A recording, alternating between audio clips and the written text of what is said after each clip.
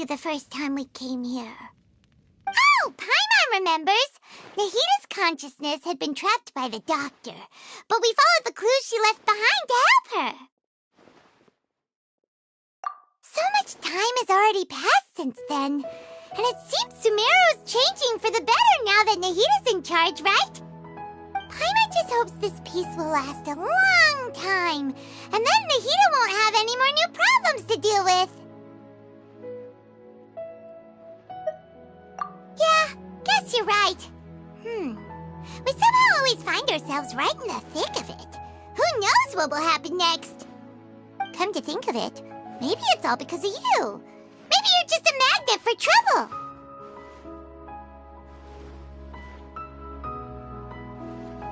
Huh? Me? Before Paimon ran into you, Paimon never ran into any trouble.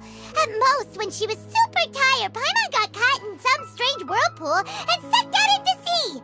And even then, you fished Paimon out! Anyway, for Nahita's sake, maybe we should think about heading to our next destination for now. Ah, look who it is. Running into you in a place like this? I can see you two still love wandering around. Oh, it's Dia! Since when are we just wandering around? We're usually taking care of some serious business. Even though it may have nothing to do with our journey. But never mind that. What brings you here? I just finished a commission in the desert for a usual client of mine. Nothing too interesting. Just escorting a shipment of goods. I'm on my way to report back. That's when I saw you two all the way over there, chatting away. What were you two talking about anyway? Huh? You serious? Can't say I saw that coming. But you are travelers after all. I guess you'd never stay for too long in one place. Bumping into you like this will become a rarity. I'm starting to feel sad just thinking about it. Hey, how about I gather a few mercs to escort you two? What do you say? Thanks, but no need. Oh, Paimon had no clue you'd miss us so much. But don't worry, we'll come back to see everyone when we get a chance. Sounds good. All you need to do to get to Fontaine is cross this stretch of desert and navigate some waterways.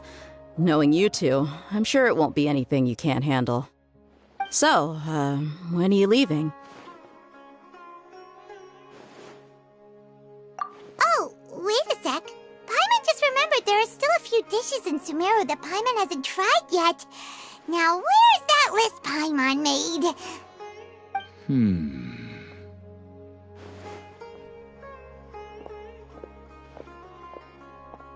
I see. Guess you won't be needing a going-away party or anything. It's sad enough to see you go like this. Though, now that I think about it, Sumeru wouldn't be what it is today without you. Seems true heroes always prefer leaving quietly. By the way, should we go say bye to Nahita?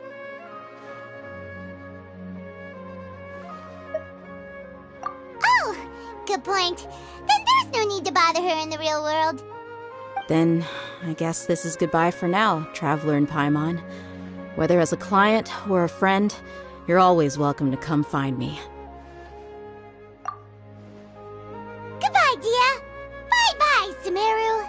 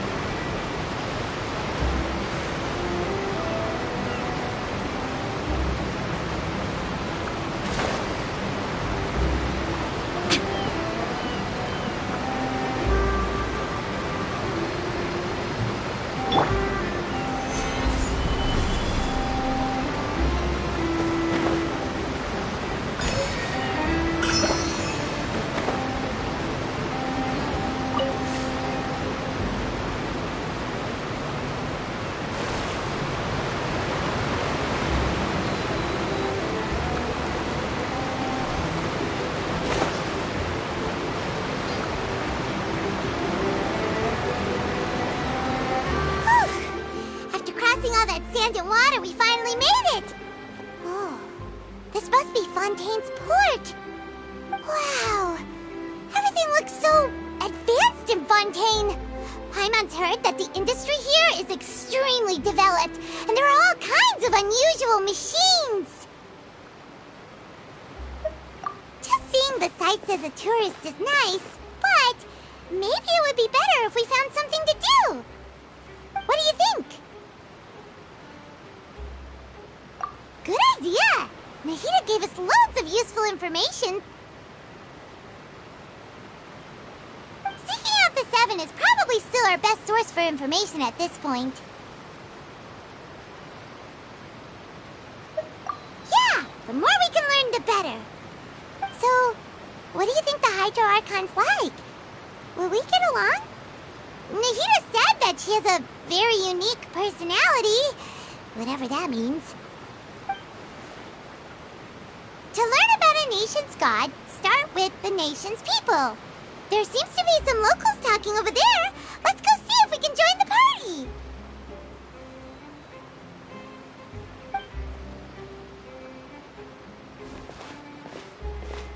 party. If you ask me, it's a tragedy how things ended for him. Clearly, he was a pretty decent person. Yeah, I didn't expect that kind of ending for him. I thought he would at least fight on a little longer for his family. I was expecting a sudden plot twist, but it's a pity that it never happened. Still, his story is quite the tearjerker.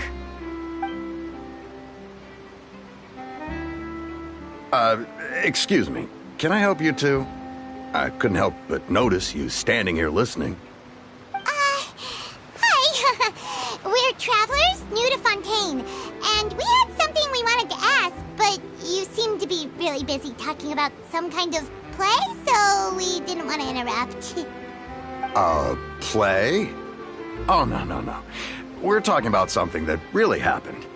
In fact, it's a case that was just heard a few days ago. Really? Like, a real trial? But the way you were talking about it and the words you used just now made it sound like some kind of story. Well, good tales are often based on true stories, aren't they? And what you see in reality may also be someone deliberately putting on an act while harboring ulterior motives. Whether something is true or not simply isn't that important.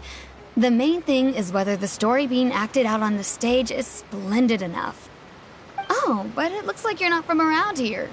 You probably don't know that the Fontaine Court of Justice is called the Opera Epiclese, or more commonly known as just the Opera House. But, shouldn't court cases be treated a little more seriously than that? Not to question Fontaine's way of doing things. It's just that putting someone on trial is usually a very serious thing. No worries. Other visitors to Fontaine have wondered the same thing. You could say that we just don't want to waste the moving stories behind those cases. And as for your worries about whether the cases are treated with due reverence, we have the absolutely just and honorable Chief Justice Neuvillette, as well as the Oratrice Mécanique d'Analyse Cardinal, a machine created by the Archon.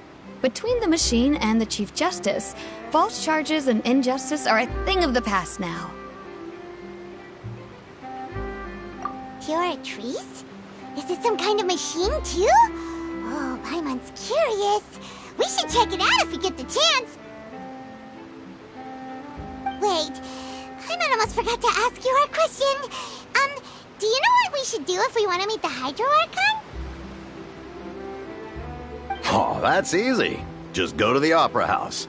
Lady Farina practically lives there. You could definitely say it's her biggest passion. Huh. I think what they mean is that they wish to speak with the Archon personally. In that case, I'm afraid it's going to be a tad more difficult. You'll have to make an appointment well in advance, and it'll depend on whether or not she has any time slots available. Huh. Is the Hydro Archon super busy taking care of official stuff? Wait, didn't you say that she's always at the Opera House? No. Lady Farina seldom takes an interest with the nation's affairs. The reason it's difficult to make an appointment is simply because she's incredibly popular. That's right. After all, she is the Archon. Though she may tend to get a little dramatic from time to time, people can't get enough of her. Huh. First time Paimon's ever heard of an Archon being described that way before. Wait! Paimon gets now! The Hydro Archon is kinda like a big celebrity here, right? Yeah, I suppose you could say that. Perhaps you could even say our mascot. Hang on. This is still Fontaine's Archon you're talking about. You should show some more respect. Yes, you're right. I guess I should at least try to be a little more respectful in front of visitors. Otherwise, I might get arrested and find myself face to face with Monsieur Neuvillette. Come on. Sure, there's a lot of laws here, but nobody's going to be arrested for saying something disrespectful about the Hydro Archon. Alright, I think we get it. Thank you! At least we now know that we can find the Hydro Archon at the Opera House. But who knows how long making an appointment will take? Guess we could have a look around the city in the meantime. Hey! What are you looking over there for?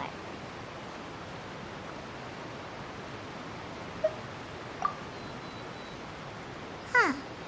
Maybe something's the matter. She isn't going to jump into the water, is she? Maybe we better go check on her.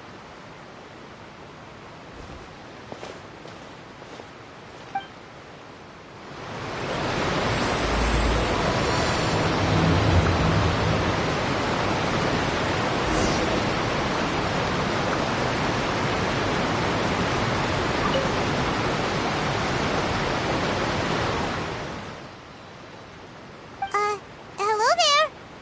Excuse me. Are you alright? Huh? I'm fine. Thanks. Oh, okay then. We just noticed that you seem to be worried about something. About many things, actually. But there's nothing I can do but just keep my troubles to myself. I was just reminiscing about a place my brother and I would play when we were kids. It was just atop that hill over there. See? You're pointing at the sea. Wait, are you saying that you and your brother lived in the water? Though people call the waters around Fontaine a sea, it's actually just an inland lake that's filled with fresh water. And though I can still see that hill clearly in my memories, now it's been completely submerged. He would skip and jump, tossing sand in the wind. The sun shone brightly, and the air was filled with the scent of the sea. But now, the water is gradually swallowing our memories. It won't be long before it swallows us. Sorry. Paimon doesn't really get what you mean. I don't believe we've had the pleasure of meeting. Are you Lynette's new friends? Oh, and you are? Thanks for looking after my sister. She often comes here to reminisce about our childhood, that's all. There's no need for any concern. Allow me to introduce myself. I'm Linny, and this is my sister Lynette. If I had to guess, I'd say you must be travelers from abroad. Nice to meet you. Paimon is Paimon, and this is the Traveler. We just arrived in Fontaine. We were just talking with your sister. Even though we didn't really get what she was saying. I see. It's unusual for Lynette to be so willing to talk with anyone. In fact, she seldom speaks at all. I'm usually the only one she ever talks to. Oh, really? Then you two are just like us. Paimon's always the one talking for some reason.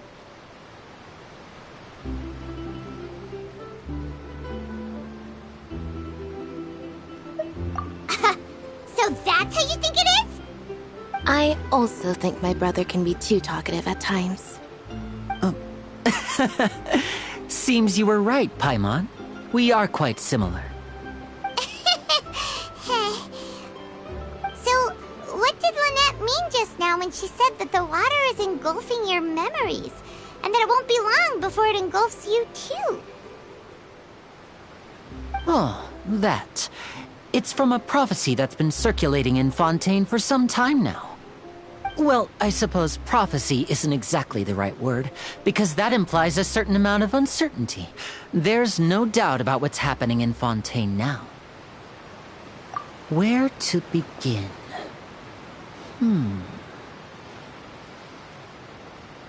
Let's put that question on hold for a moment. We still haven't formally greeted each other yet, have we? Did all the introductions earlier not count? Hello, traveler.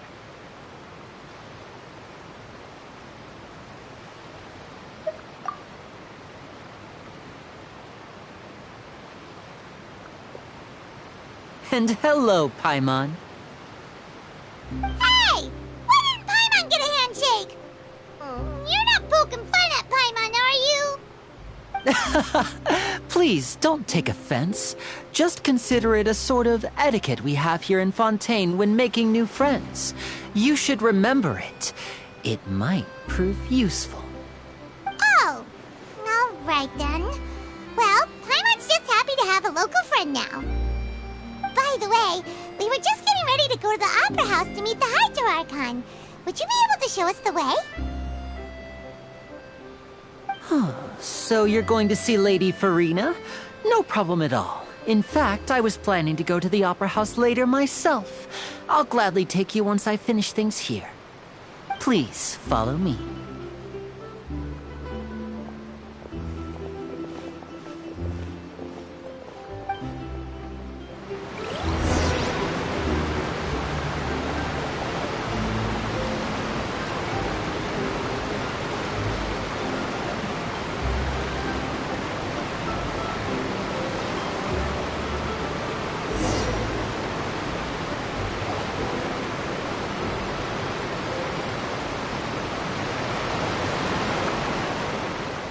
You said you were going to see Lady Farina? Well, it seems Lady Farina has come to see you.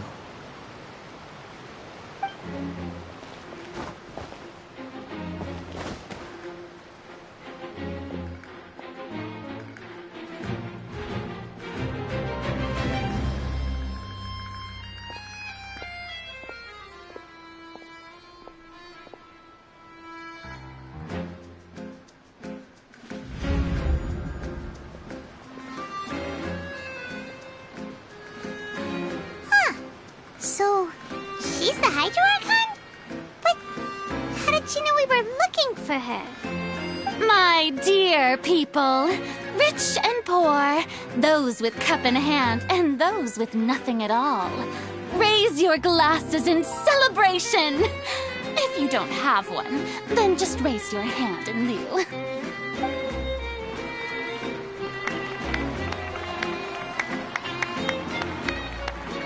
As you can all see, 2 unfamiliar travelers have arrived in our nation.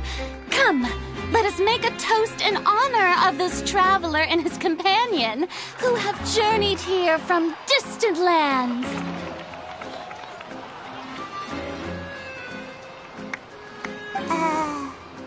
Is she talking about us?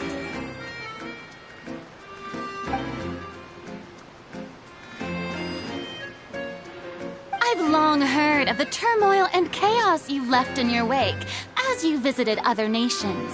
But I welcome you nevertheless. No, I have come to receive you personally. Fear is for insignificant cowards. I am a god, and I will never entertain the notion of such meaningless wariness. You can be rest assured, I see clearly your sincerity. Of course, seeking an audience with me is the most sensible thing to do. It will allow you to truly behold my power and witness my authority. Intelligent people always gather under the correct banner. I, Focalor, hereby welcome you to the nation of Hydro and acknowledge the value and significance of your trip. Now, you may rejoice in this. Yeah, Paimon still can't believe it. Feels like we've only been here for a few minutes. But the Hydro Archon's entrance was, how should Paimon describe it? A little over the top? Miss Hydro Archon? How did you know we were coming? I see. As Outlanders, you inevitably lack even some of the most basic understanding. Don't forget that even the gods can be divided into the mediocre and the excellent. I suppose it's only natural for you to be awestruck by my abilities. You had best stop and consider. Do you really have the noble qualities and etiquette necessary to communicate with a god? All it takes is a flick of my finger for me to know everything about you. Whoa, talk about sounding high and mighty.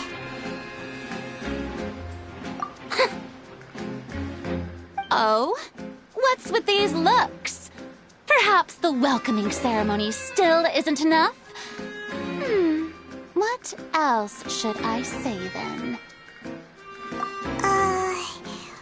Is she waiting for us to start talking? Wow, I didn't expect to see Lady Farina here. What a surprise! Wait, does this mean they're the legendary blonde traveler? How did I not notice before? Hey, what's all the commotion? Oh, is that Lady Farina? Is there some kind of drama going on? Of course. That's the blonde traveler. The one all those stories are about. Lady Farina came here to personally see him. Oh, I bet this is going to be the duel of the century. Ooh, I've got to see this. I knew Lady Farina would never disappoint.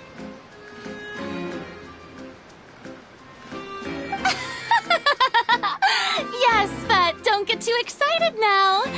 My dear believers and spectators alike tend to get quite rowdy, and despite the noise, I've come to tolerate all their ruckus.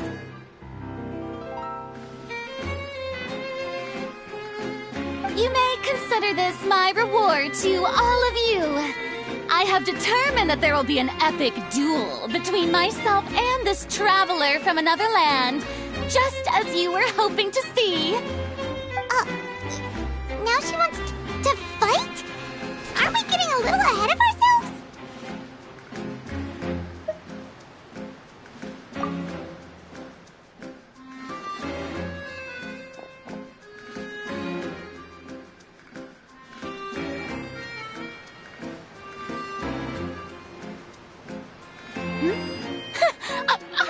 afraid. Might I remind you that this is a duel against the divine?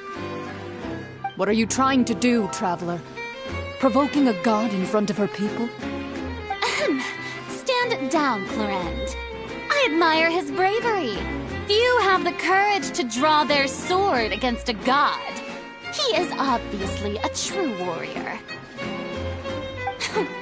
Unfortunately, people nowadays only crave to be thrilled, and a mere duel will not slake their thirst for excitement. Oh, yeah, she's right. Just a duel wouldn't be all that interesting. On Araneus, criminals are always requesting duels to defend their honor. I'm getting a bit old, to tell the truth. You see. Then, as the god of justice, I shall face this traveler in another kind of duel. A duel in court! All right! Now that'll be worth seeing! Right. This is Fontaine, after all.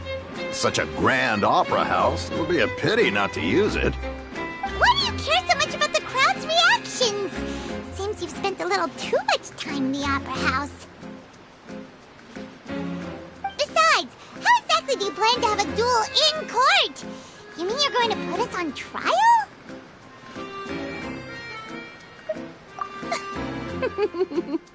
Oh, we have reason to put you on trial. It's obvious, isn't it? According to Fontaine law, no one is permitted to release any flying objects within Fontaine city limits during the first 3 days of each month. You are clearly guilty of violating this law, no? Oh, so that's what they've done wrong. That's our Lady Farina.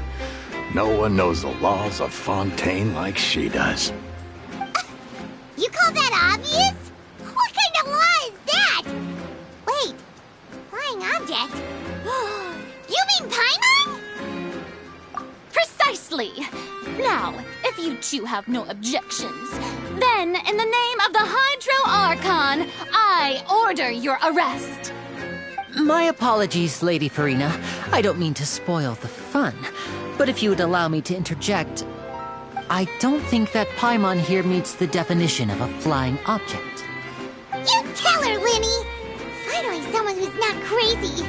How could anyone call Paimon a flying object?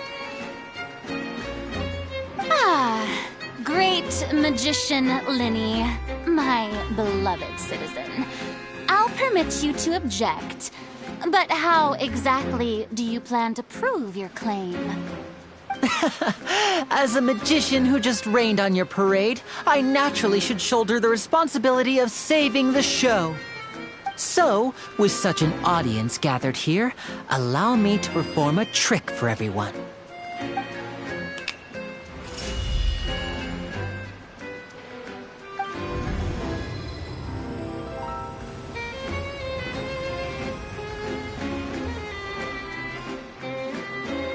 Ta-da! What's that on Paimon's back? Hey, when did you do that?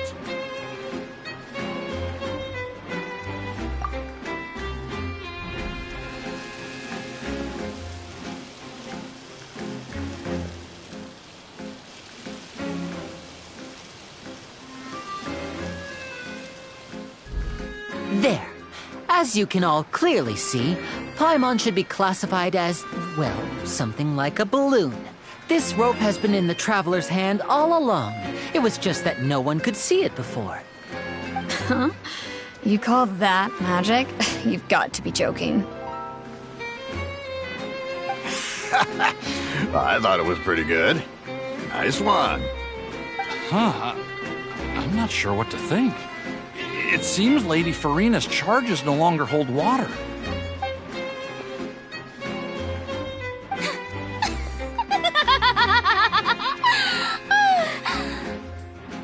Amusing. Very amusing, Linny. Just the sort of unexpected twist that I enjoy. With you here, today's performance can finally be called complete. Performance? You all this as a performance? In which case, consider the matter of your trial resolved. The god of justice will not bring charges against an innocent person. But when there are valid grounds, I will not only judge travelers from abroad, but even the gods of other lands. I look forward to seeing your upcoming performance at the Opera House, Mr. Linny and Miss Lynette. That's enough for now. Toodaloo!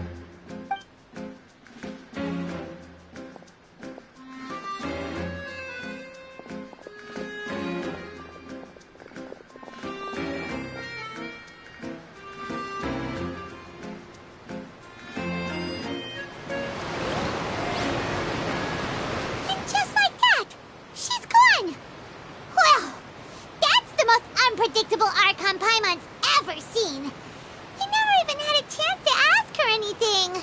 But that's a problem for future Paimon. That whole scene just now was really...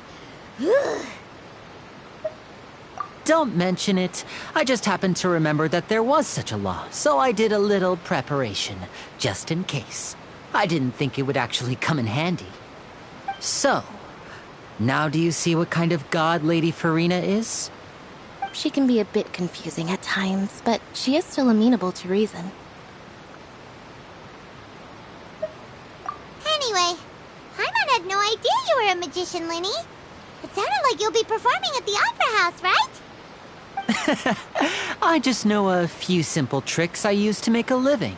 Lynette is my assistant. It will actually be my first time performing on the most prestigious stage in Fontaine, the Opera House. But isn't the Opera House where criminal trials are held in Fontaine? When there are no public trials being held, the Opera House hosts a variety of other performances. To the people of Fontaine, the line between a trial and a performance can be a little blurred. And speaking of performances, I would be remiss to forego this opportunity gifted by fate. Might I invite the two of you to see my performance? My brother's always excited to make new friends. Oh, sure. We don't really have anything to do now, and we wanted to go to the Opera House anyway. Splendid. In that case, why don't we go together? I'll show you the way. I just have something to take care of first. Oh, you really mean it? Then I'll take you up on your offer. This is a magical item known as a magic pocket. Perhaps you can help me distribute them to the people here. Huh? What are they going to use it for? About that... You asked me before about the prophecy, right? Let me start by telling you a little more about what it entails. I'm not sure exactly when it began, but a prophecy has been circulating around Fontaine. It says that every person in Fontaine is born with sin. No matter how the nation of justice holds trial after trial, this sin cannot be absolved. Until one day, the water levels in Fontaine will rise, and the sinful people will slowly be drowned. In the end, the people will all be dissolved into the waters, and only the Hydro Archon will remain, weeping on her throne. Only then will the sins of the people of Fontaine be washed away. That sounds pretty gloomy. Why are people in Fontaine born with sin? What is that supposed to mean? There are lots of guesses. Some say that the ancestors of Fontaine stole the power of the seas and stirred its wrath. Others say that the people of Fontaine never heeded the first Hydro Archon's warnings and offended Celestia. But here in Fontaine, evidence is what matters. There hasn't been concrete evidence for any of these claims, so they can only be regarded as conjecture. If even the people in Fontaine don't know what sin they committed, wouldn't it be better just to ignore the prophecy completely? Why bother feeling guilty all the time? That's exactly what the people did at first. But in the last few years, the water levels in Fontaine have actually started rising.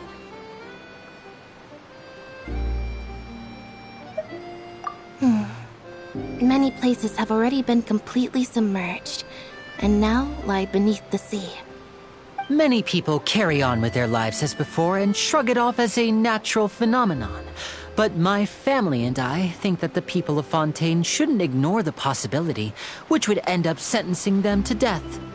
We hope that at least the people who reside near the waterfront can move away before it's too late. So, we've started distributing magic pockets to them. As a magical item, these magic pockets have astonishing capacity. I'm sure they will come in handy when people are moving their belongings. Oh, Paimon gets it! It's like preparing for a rainy day! But this is more than a bit of rain.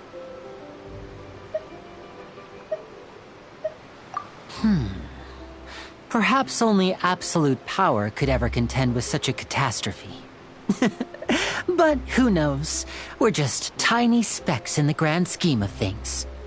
Now, if you'd like to help, then please give these magic pockets to anyone nearby. Be sure to convince them to take it, regardless of what they say.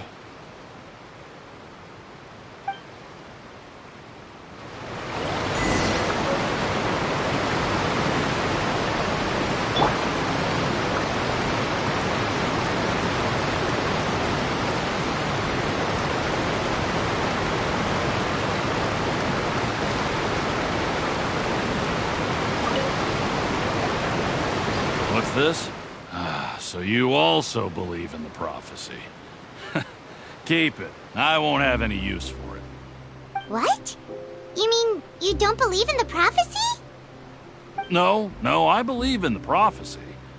But I also believe in another story. The story says that people once lived in the ocean. They were one with the ocean and couldn't live apart from it. But as time wore on, people desired to live on land and developed blood vessels, encapsulating the sea within their bodies. Thus could people set foot on land. So, if you ask me, when the water rises and takes us all, it'll be like we're going home. Oh, we hadn't heard that one before. But people can't live underwater. They'll die. You should probably still take it. All right, I'll take it. I guess I just feel that being dissolved into the water doesn't necessarily mean death.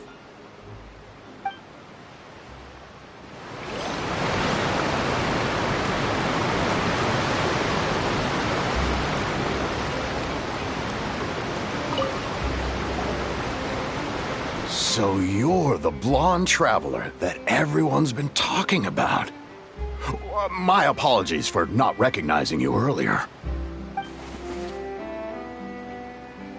Oh, a magic pocket? Seems you really thought of everything. I guess it's better to prepare for the worst and hope for the best. Thanks. Please, also thank the magician on my behalf when you get the chance.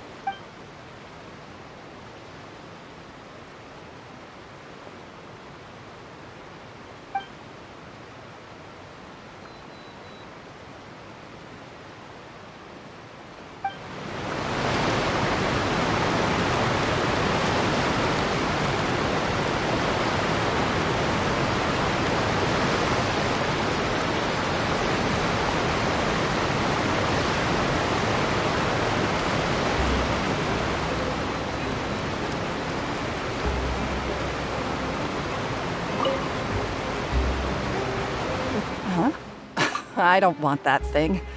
Way I see it, if the prophecy's true, it's still gonna be a long time before the water can cover everything. Life is all about living in the moment. What use is there in worrying about the future all the time? We'll cross that bridge when we get to it. You should still take it.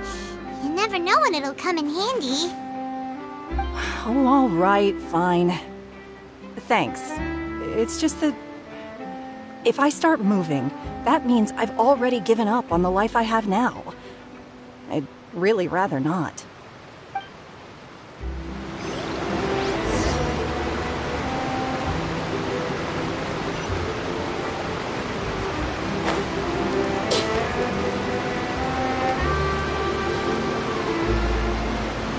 Oh? You already handed out all of the magic pockets? That was fast. So, what did people have to say? I bet you heard some, interesting opinions. Yes, but that will change once disaster strikes. I know they'll change their minds, so it's only right to help them prepare. Is there anything else you need to do before we leave? Yes, one last thing.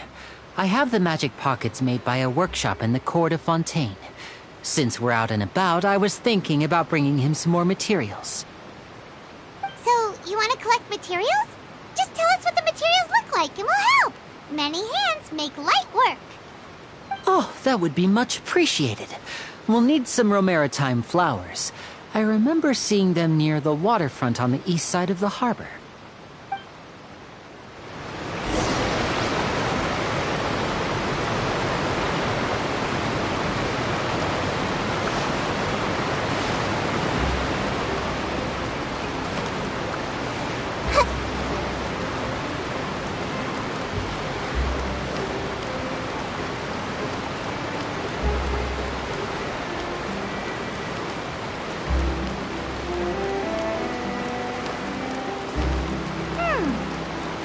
We have to use Hydro to collect for maritime flowers.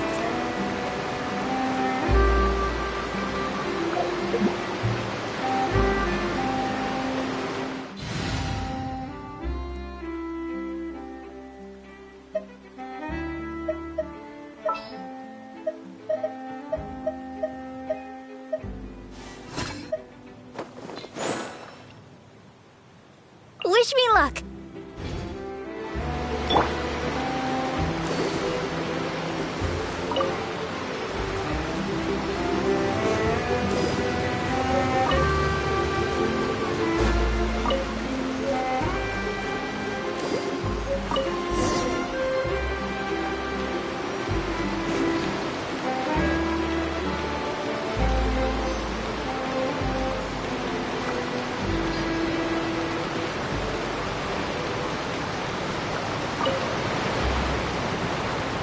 You made quick work of that. I can tell you're an experienced traveler. I've also finished collecting a few here. Maybe next time you'll feel like helping too, Lynette. No way. I'm in power-saving mode today. Otherwise, I fear I may not have any energy left for the performance at the Opera House. Fine. Though the performance is still a long way off. Now that we're finished here, we should get ready to head back to the court of Fontaine. So, we're going to the court of Fontaine before we head to the Opera House? Good. Paimon wants a tour of Fontaine's largest city and try...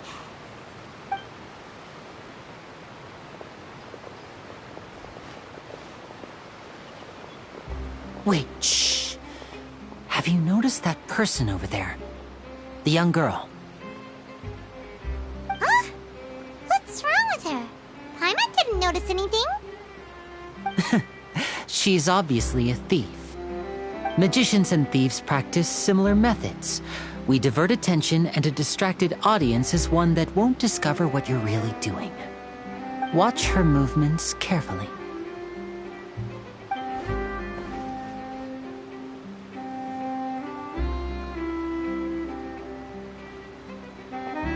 Oh, he's right! Shh, keep your voice down. We need to think of a way to catch her, but it seems she's very alert.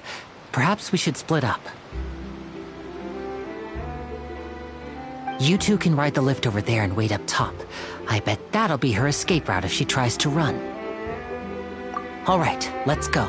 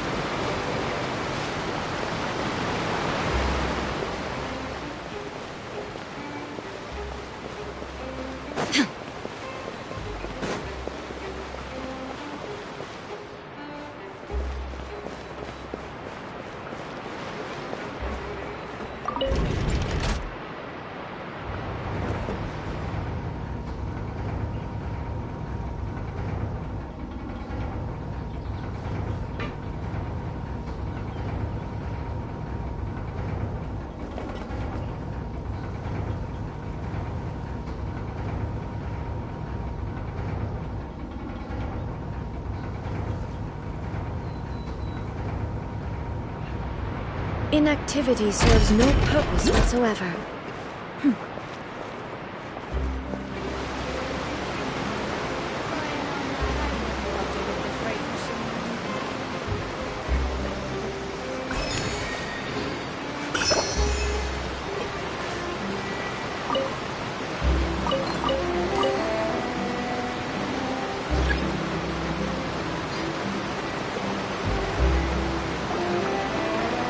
This is the spot where Linny wanted us to wait.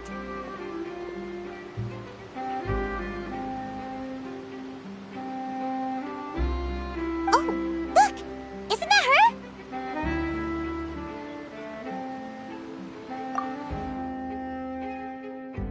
Oh no! Did she notice us? She started running the other direction! What should we do? Should we chase her?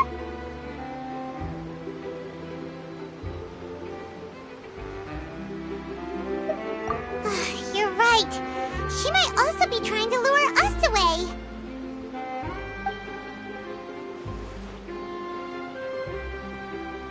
Nothing's happened for a while now. Paimon wonders if Linny caught the thief. Yeah, let's go.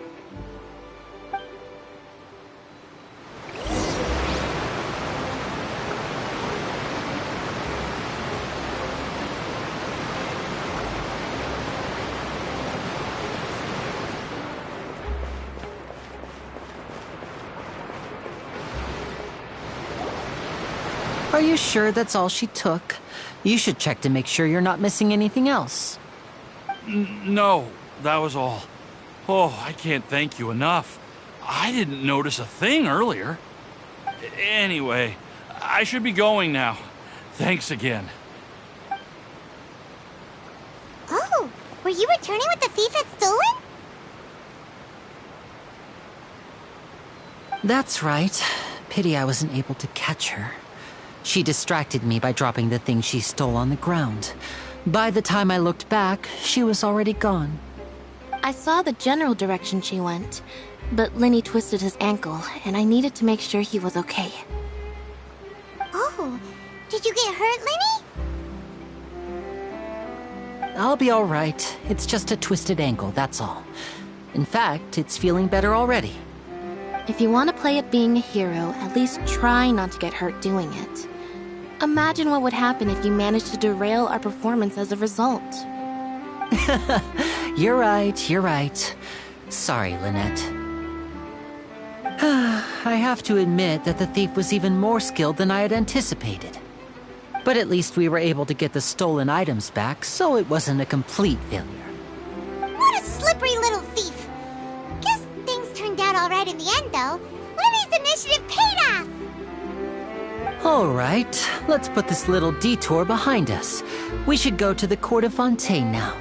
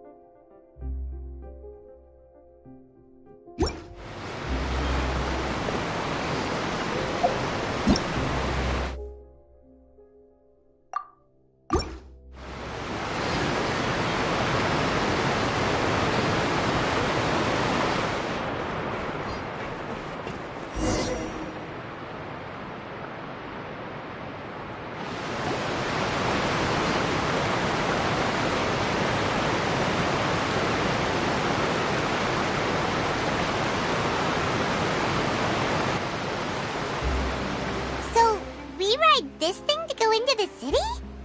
What an ingenious way to get around! People in Fontaine really know how to use water! This is an aquabus. It allows people to travel between several key locations around Fontaine. It's pretty convenient, but the ride can become a little dull after a while. The scenery is always the same. That's why it's better to travel with friends. So you mean it's still boring even when I'm riding with you? No, that's not what I meant. It's just that, well, you don't really talk that much. Besides, it doesn't really feel like a real trip when it's just the two of us. It's the same as being at home. Whatever. Guess that's what it's like to be an older brother. It's about time for us to leave. Let's get on board.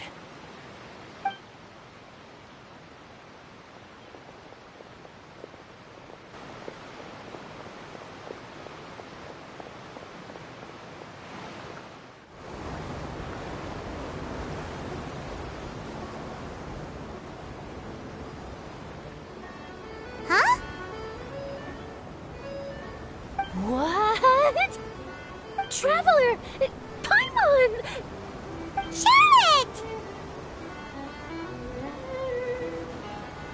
Oh, I never guessed I'd bump into you while riding the aquabus. In the story of my life, this is big news. What are you doing in Fontaine? I didn't hear anything about you paying us a visit. Yeah, it's quite the coincidence.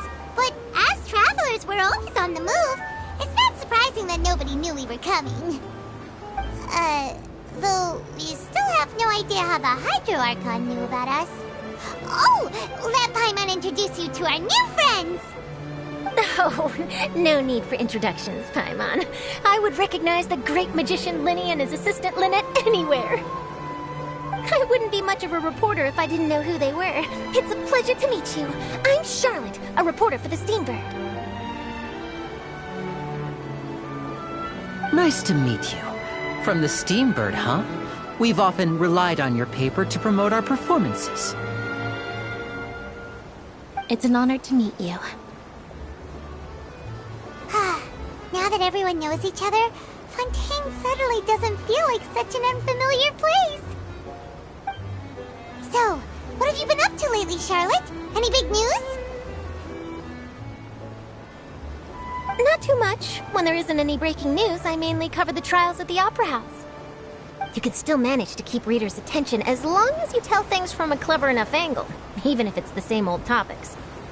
For example, reporting on how a scammer once deceived vulnerable girls into relationships, or how a financial criminal was once so poor that they ate a single piece of bread for 5 days.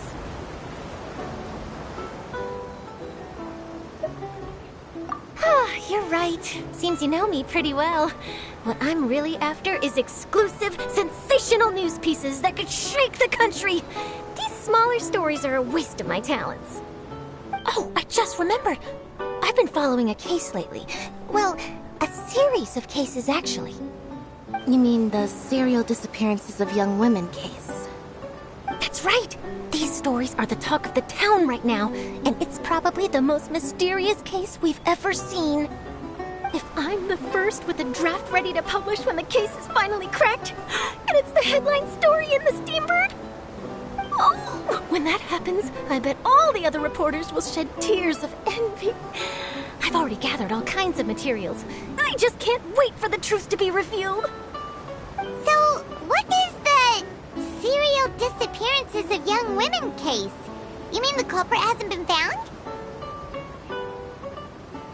That's right. The first missing girl case happened almost 20 years ago. And ever since, after a period of time, another girl disappears. What the cases have in common is that the girls are all of a similar age, and that they've all vanished without a trace. But the scariest part is that to this day, none of the girls have ever been found. Many suspects have been arrested over the years in connection with this case, but shortly after each arrest, another disappearance would always happen.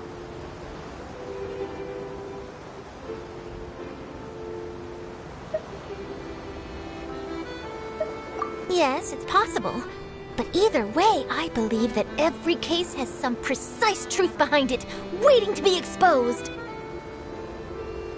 Yes, I agree. And at the very least, the family of those missing girls deserves some sort of explanation.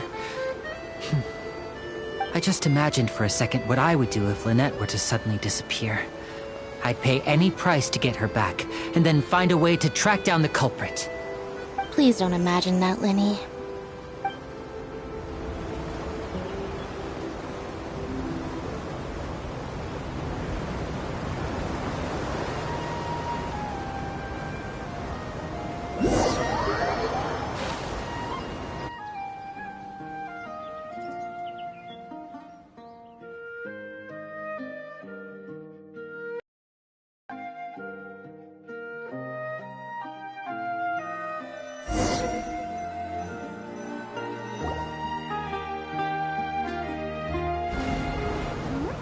Hey, we're almost there! Look!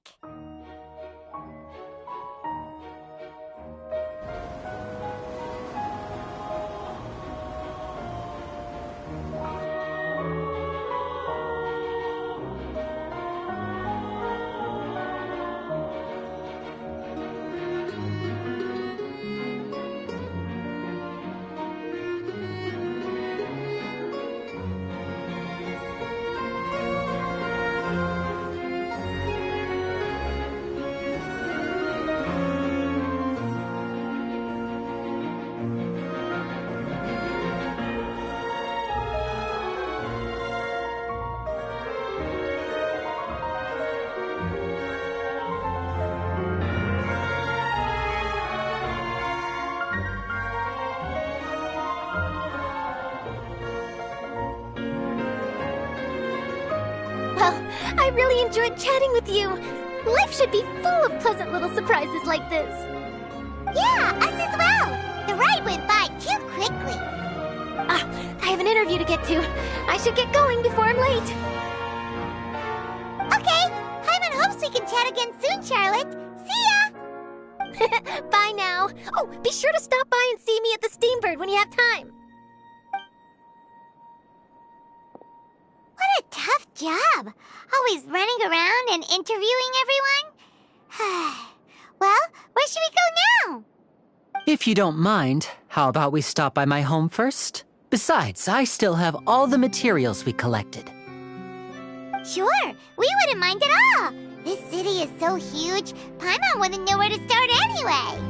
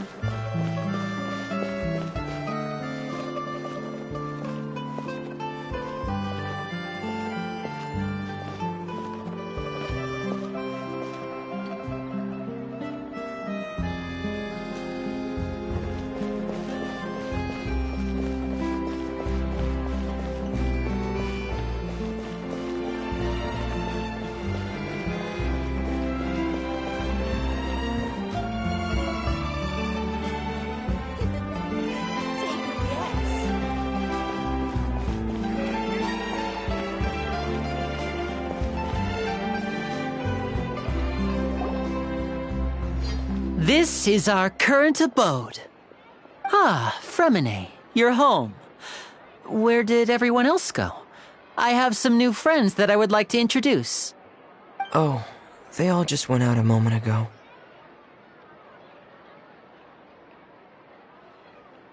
I see.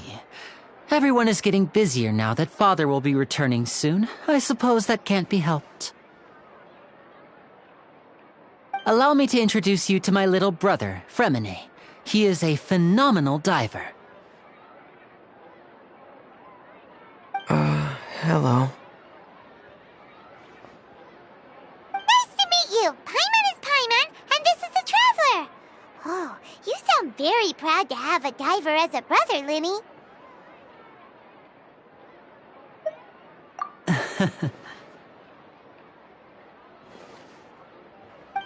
Linny, could you come here for a moment?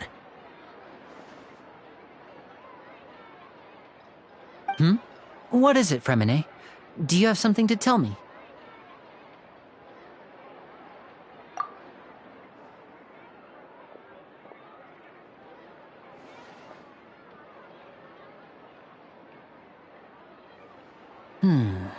Okay, I see. Is everything all right? Oh, it's nothing. We were just discussing a little housework. Sorry for the interruption. Oh, before I forget, the Traveler and I collected more materials to make magic pockets. Were you able to get any, Fremine? Yes, I went diving and gathered lots of materials. I was about to give them to you. That's our Fremine, always quick with the underwater work. All right, I'll take these to the workshop.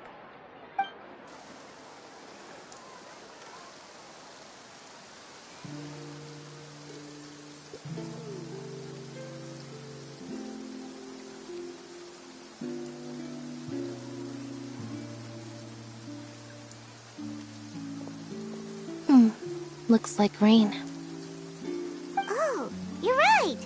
But wasn't it clear and sunny just a moment ago? Fontaine's weather sure is weird. I'm afraid that's just how it is here. It often rains on days where there are trials being held in the Opera House, but don't worry, it'll clear up soon enough. What's wrong, Fremine? There's a legend about the rain that I tend to believe. It's said that a dragon of water once resided in Fontaine. Though we don't know where the dragon went, every time it weeps, the skies will cloud up and pour out rain. When I was a child, my mother told me that if I wanted to go outside and play, I should yell toward the sky at the top of my lungs. Hydro Dragon! Hydro Dragon! Don't cry!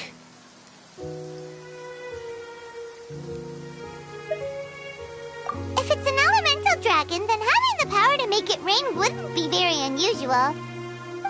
Let Paimon try something. Hydro Dragon, don't cry!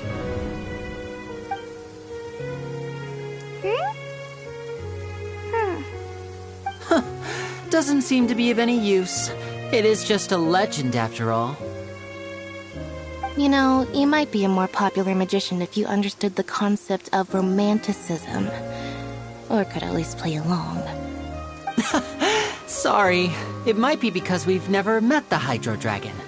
Perhaps it can't be comforted by the words of strangers.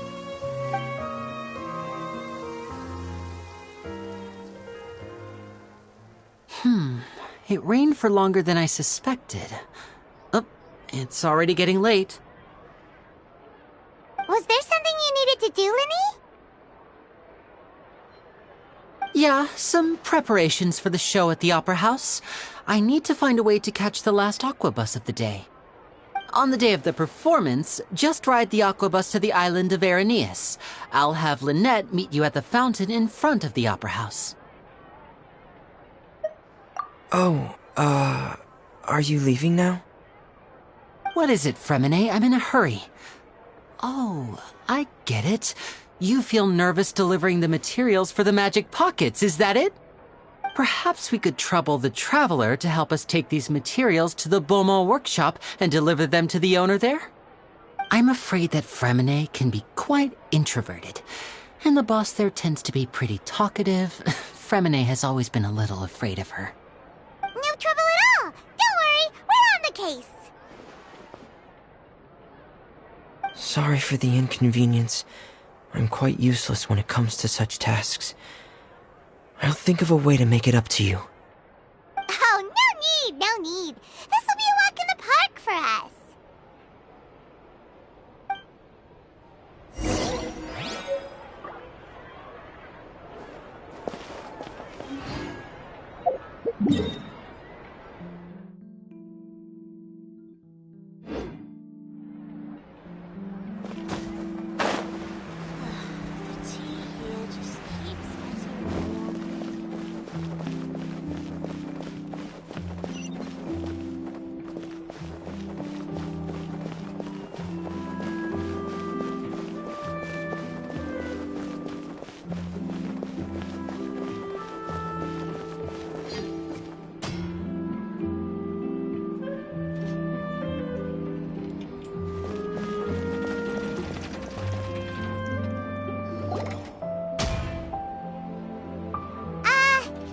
Hello?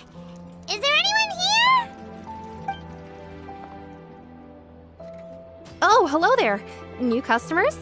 Looking to buy, or do you need something made? Or perhaps you're just looking for a chat with me. Oh no, we're just here to deliver some materials. Here they are. They're for making... what were they called again? Ah, these must be for Magic Pockets. I could tell right away. I've already made several orders worth now. No need. They've already prepaid several batches worth.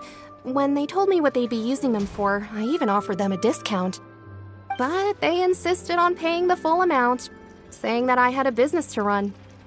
It seems both their hearts and their pockets are made of gold. Whoa. So, is Linny actually loaded? I can't say for sure, but who knows? Maybe there's good money to be made being a magician in Fontaine. Hey! Is this machine what you use to make stuff here? It looks really advanced. Why use your hands when a machine can do the work? It would be a waste not to use the latest technology, and wasting is a kind of crime. But where does a big machine like that get its power from? Well, it's a little complicated. I'm not sure I can put it in layman's terms for you. But basically, everything we usually use here in the city is powered by indemnitium. It's a type of energy that's produced from trials. Huh?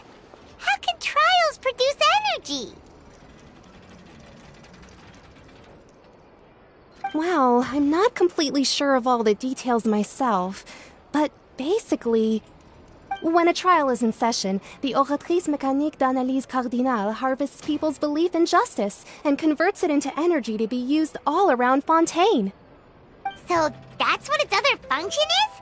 Paimon heard that the Oratrice was created by the Archon to make judgments.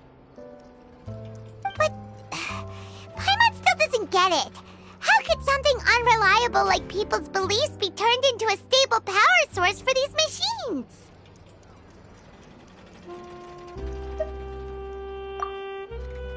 Oh, yeah! So that means the Hydro Archon relies on the machine to take the energy created by belief and turn it into power for all of Fontaine, right? Even though I've never heard anyone really put it that way before, it sounds like it makes sense. Besides indemnitium, we have another type of energy called pneumosia. It isn't produced by the power of the Archon, but it is unstable by nature. Even now, it still cannot be widely used by civilians. I thought I'd find you hard at work, but here you are chatting the day away. Since you're already talking, I'm sure you wouldn't mind a few words with me. You again? Didn't I already promise you that I'd have the more I owe to Confrérie of Cabriere by next month? Why are you hounding me now? Yeah, but how do we know that you won't go running off by the end of this month? I want 50% today. Wait, no, 70%. Huh? You... Seems business isn't so great for the workshop. We've already finished our job and delivered the materials. Maybe now's a good time to leave? Hey, hold on. Before you go around trying to collect payments, why don't you settle your own debts first? If Confrérie of Cabriere wants to poach clients from Northland Bank, that's fine. But I'm afraid you still owe the bank a hefty sum of mora. So why don't we work things out between us first, before you get back to your little conversation here? You're from Northland Bank. But we said we'll pay everything we owe next month. Why are you hounding me now? Traveler, Paimon! I didn't think I'd run into you here in Fontaine. What are the chances? We're surprised to see you too! What are you doing here in Fontaine? You didn't want to stay in Snezhnaya? Long story short, I've already been in Fontaine for some time now, and honestly, things have been pretty boring. But it seems that fate brought our paths together today. Not only will I have some good friends here now, but ones who always seem to find trouble. Either way you look at it, it seems things are going to get a lot more interesting now. Pretty sure we'd want to avoid anything that you'd find interesting. Besides, our trip here has gone pretty well so far. Right, Traveler? Hey, you, Northland Bank boy. Aren't you forgetting something? Don't interrupt. It's not often I run into the Traveler like this. Why don't you wait for me over there for a while? You kidding? Aren't you the one looking for us? You really expect us to sit and twiddle our thumbs while you catch up with your friends? Listen to me, boy. If you want your Mora, fine. Why don't you come and take it? Hey, I just said not to interrupt. Oh, by the way, Traveler, the last time I took Tonya and Tusser ice fishing, Tusser said... Hey! That's way over the line! All right, boys, let's see who has to pay up now! Can you at least let me finish one sentence? Fine. Though the bank told me not to get rough with our clients. You're the ones who started it. This is an act of self-defense. You two will have to be my witnesses, okay? I'm sure this won't take long.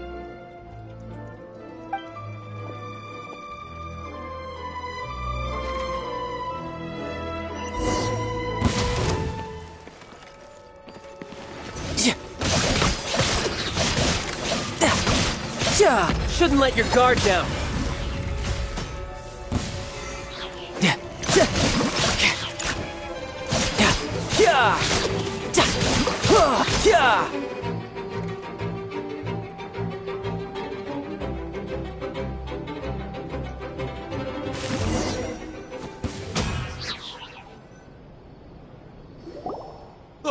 What's your deal, Brad? How are you so strong if you're just a staffer from Snezhnaya's Northland Bank? Wait, don't tell me you're... Oh, now you notice. It's a little late, don't you think? Just make sure you understand that you don't mess with Northland Bank. Got it?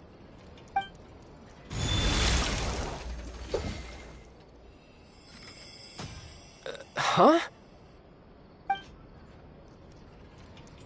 Now's my chance!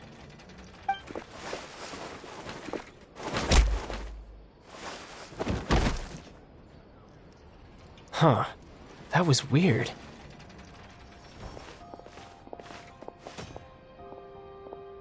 I'm not sure. It's as if I suddenly lost control of my hydro powers when I needed them. Maybe there's something wrong with my vision? Strange. How could that happen? First time Paimon's ever heard of someone losing control of their vision.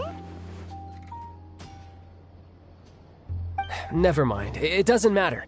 If I want to stay sharp, I shouldn't be relying too much on my vision anyway. Besides, I always have my delusion in case I need it. So what are you doing in Fontaine, child? I don't see its work for Northland Bank.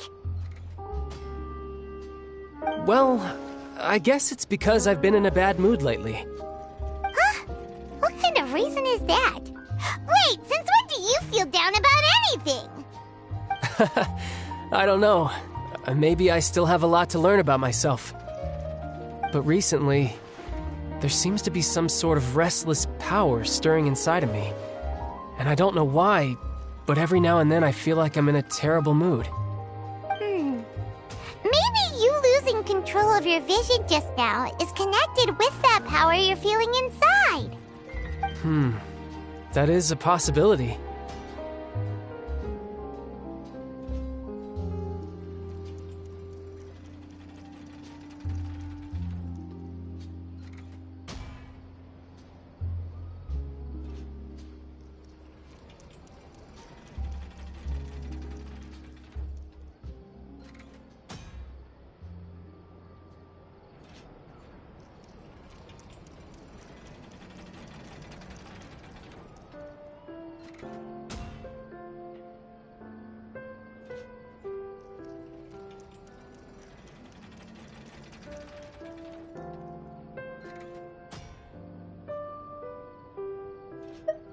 I can't remember if I ever mentioned it before, but when I was 14, I fell into some unknown abyss.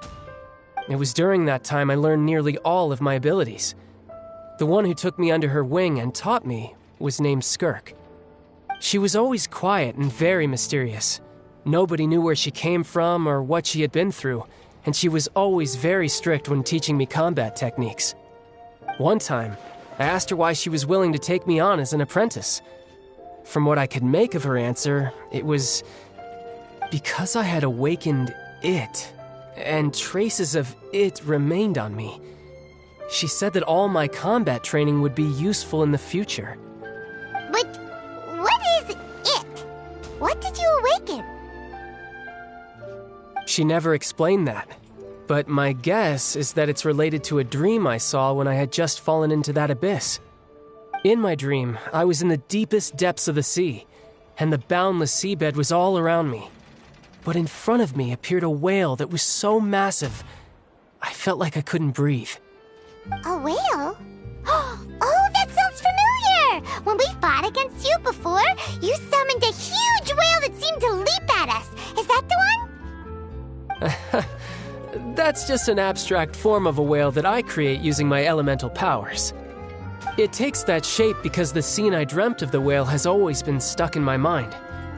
I'll never forget it. So you used the whale as inspiration for one of your moves? Huh.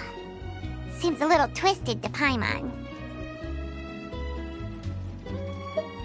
So why don't you just go ask your master? Maybe she knows the answer. You make it sound so easy. Ever since the incident I experienced there, I've never stopped searching for Master Skirk and that unknown abyss. But it's been years now, and I've still found nothing. There isn't even a trace of the place where I remember falling into the abyss. Oh, it sounds like some kind of ghost story. Yeah, I'm out of leads at this point, but there's nothing more I can do. It seems that strange encounters in this world tend to be elusive like that. Oh, seems the time really flies when I'm talking with you. I just remembered I have somewhere else I need to be, so I should get going. What? More work for the Northland Bank? No, it's more of a personal appointment. Lately, I've been sparring with some of Fontaine's official champion duelists whenever I'm feeling bored. Official champion duelists? You mean it's their job to duel? Yep, in Fontaine, before a criminal goes to court, they're given one chance to defend their honor by requesting a duel with an official champion duelist. The champion duelists are all-powerful fighters selected from among the nation's best.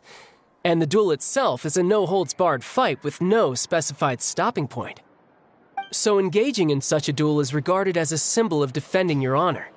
If a criminal manages to win the duel, they'll be acquitted. But if they lose, they'll have no choice but to stand trial. And the worst-case scenario is that you're simply killed in the duel. Though it's rumored that Fontaine has a death penalty, from what I can tell, no one has ever been officially sentenced to death. So really, the only people who opt to duel are those who have suffered a grave injustice in being accused, or those who greatly value their honor. Otherwise, why gamble with your life? So, do many people actually get out of their trials by winning the duel? Apparently, it's exceedingly rare for anyone to actually win. Fontaine probably enacted this system as a way to show that the nation respects the honor of its citizens. Besides, none of the champion duelists are to be trifled with, which is exactly why I was itching to face them as soon as I got to Fontaine. Apparently the one I'm meeting today, Clorinde, is the strongest of the champion duelists. I had been asking her for some time before she finally agreed to face me today. Well, that's child for ya. Paimon feels like we heard that name somewhere before. Clorinde. Huh. Oh, before I forget, I want you to have this. Huh? Your vision? You're seriously just giving it away? I'm just worried that it could become uncontrollable again. I'd be pretty upset if it got in the way of my duel, so I think I'll be better off without it for now. Besides, I just need you to hold on to it for a short while. I'll come retrieve it when I have some time later. Paimon knows what you're up to. You just want an excuse to come talk to us again, don't you? Whatever gave you that idea? I'll be in touch later.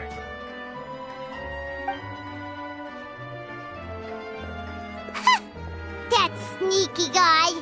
He said he's been feeling down lately, but he seemed the same as ever to Paimon. Well, since we don't have much to do for now, we might as well walk around and see the city before Lenny's performance.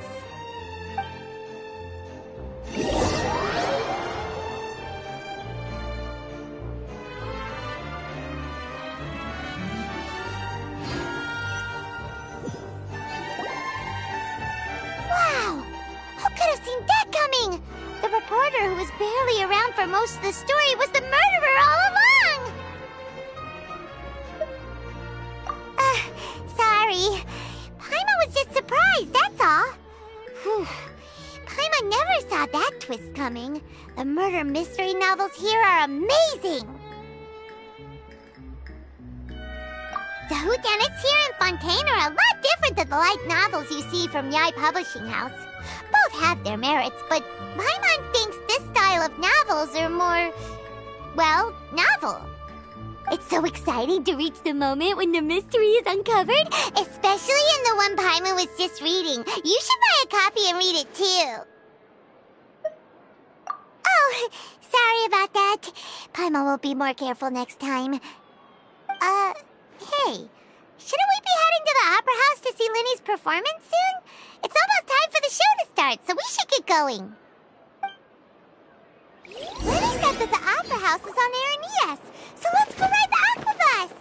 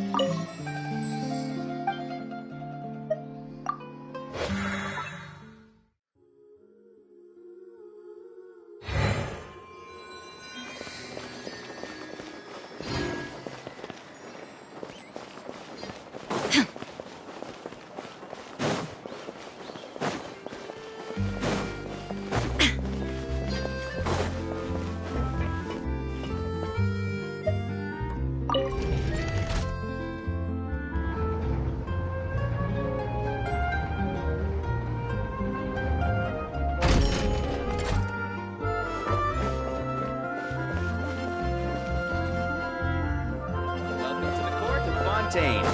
Please, watch your step.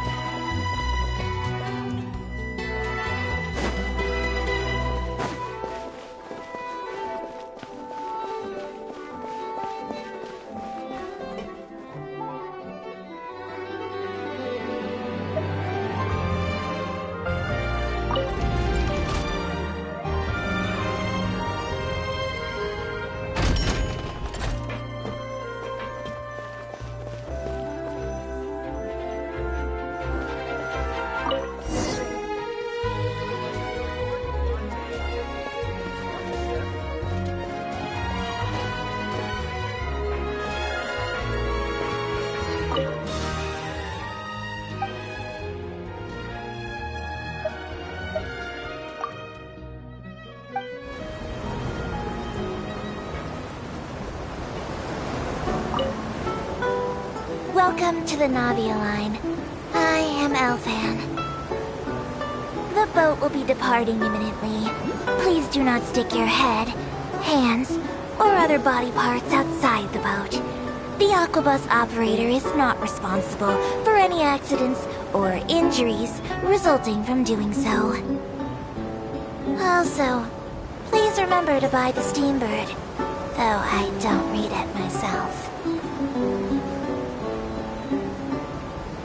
The destination of the current tour is Arenias. Points of interest worth visiting include the Fountain of Lucine and the Opera Epiclese.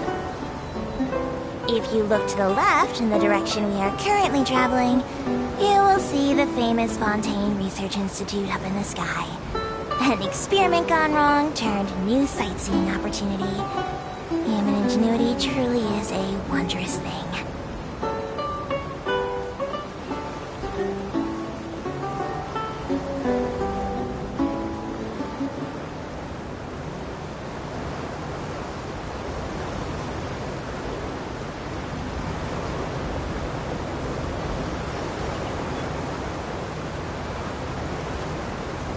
Approaching our final destination.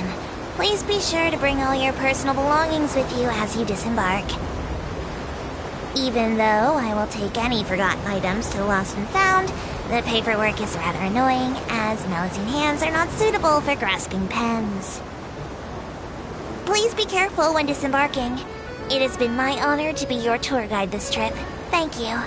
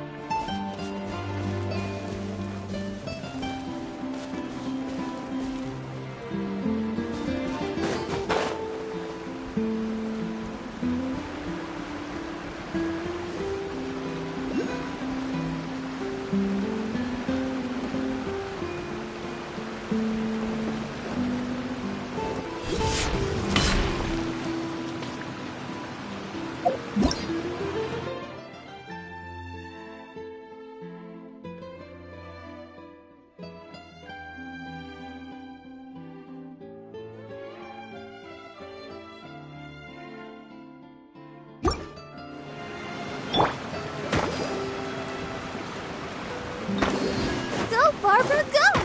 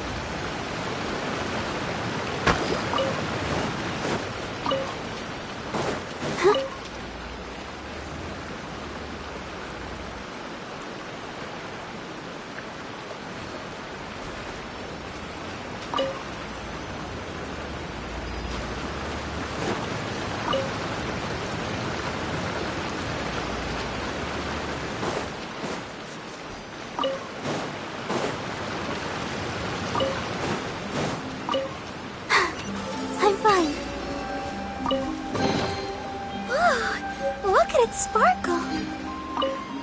Go, Barbara, go!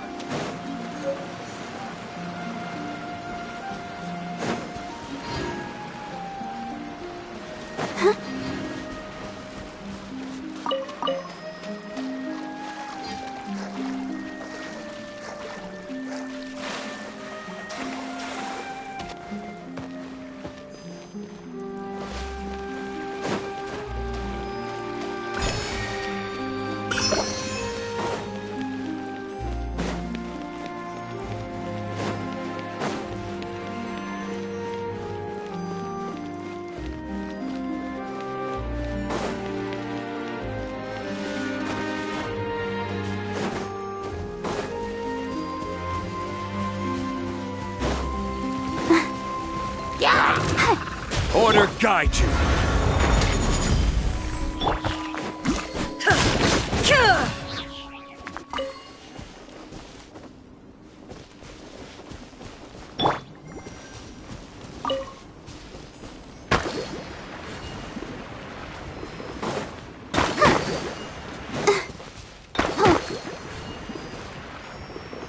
Go, Barbara, go!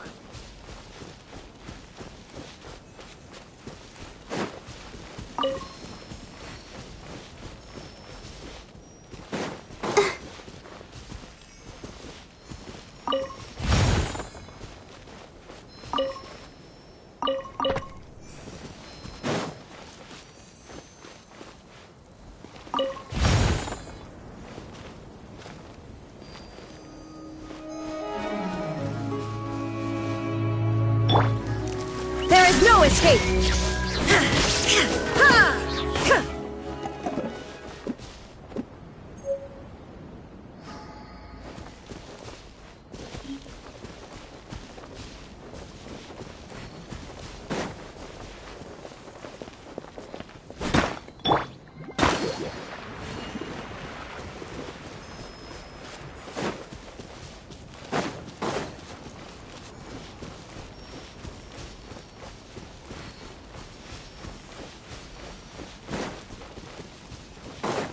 Let the shield...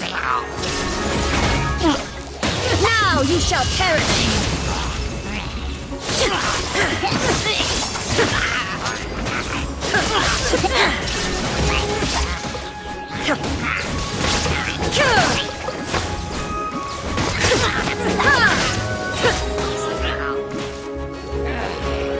Inazuma shines eternal! Shine down!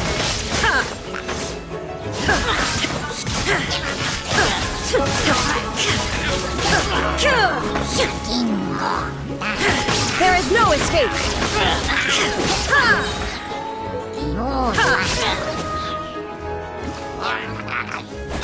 I will have order.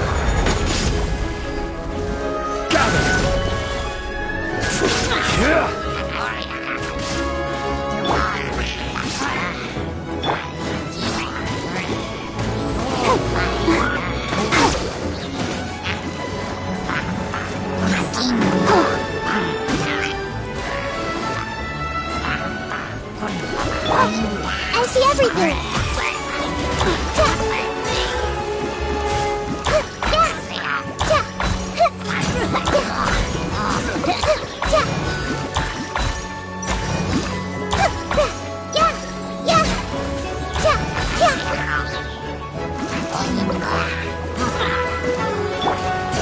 Let's dance! Go, Barbara, go! Illusion shattered!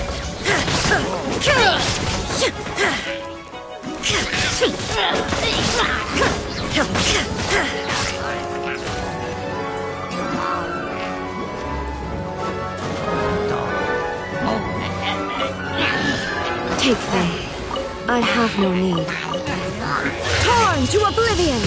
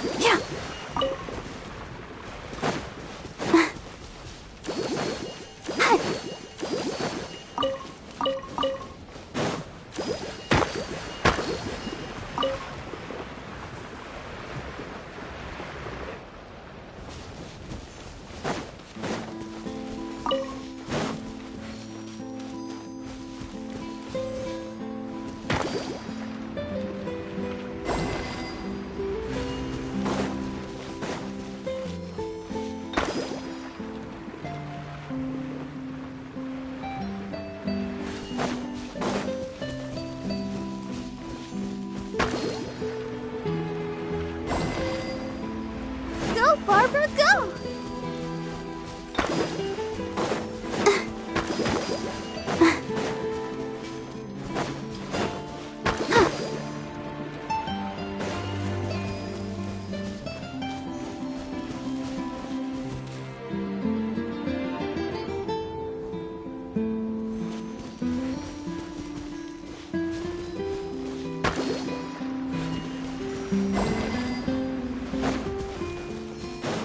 Go, Barbara, go!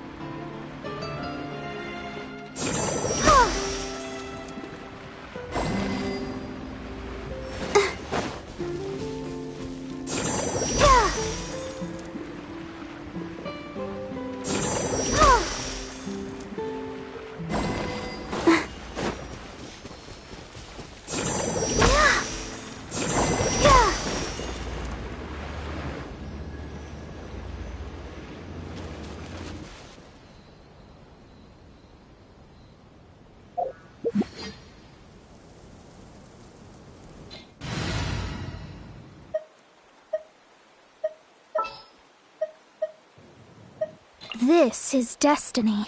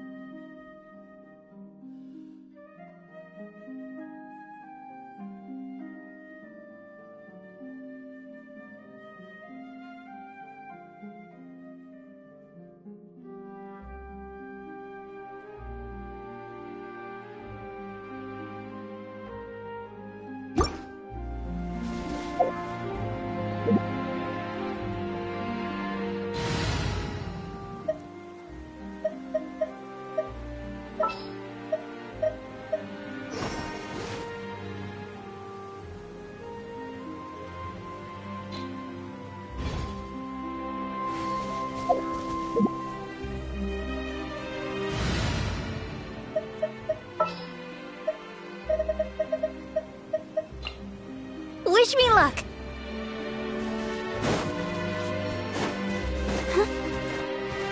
Go, Barbara, go! I'll protect us.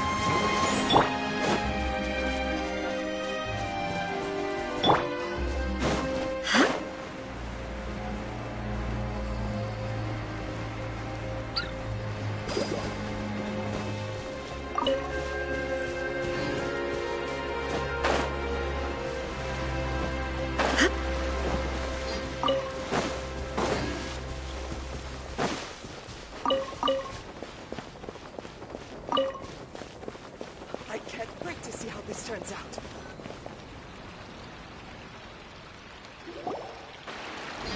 Whoa! Now this is fancy! The Opera Epiclese. What a place to hold a performance! No wonder Linny and Lynette were looking forward to it. Huh. lot of people standing around the fountain up ahead. Oh, Archon, please bless us with a bright and healthy child. We pray. I don't know why you always feel the need to ask so much. I'll be happy as long as our child is healthy and lives a peaceful life. I guess if they're our kid, then there's no doubt they'll turn out smart. Maybe this is one of the customs in Fontaine. There sure are a lot of couples here. Vache. What's wrong? Vache. Vache.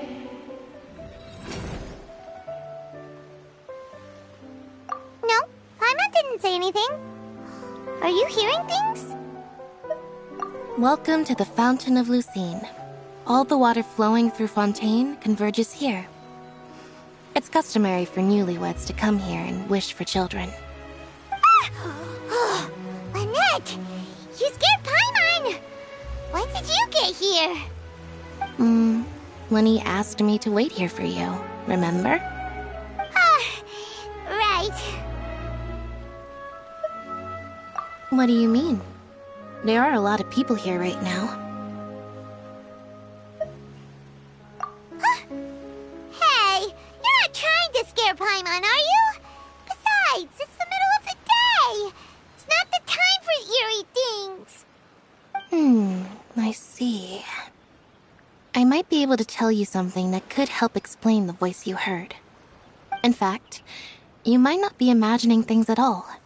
I suspect that what you heard is a result of your hypersensitivity to the hydro element. Others in my family have had similar experiences. It's because of his sensitivity to the hydro element? But what would hearing a voice have to do with elemental power? When do you cry, Paimon? Wait, what? What does that have to do with anything?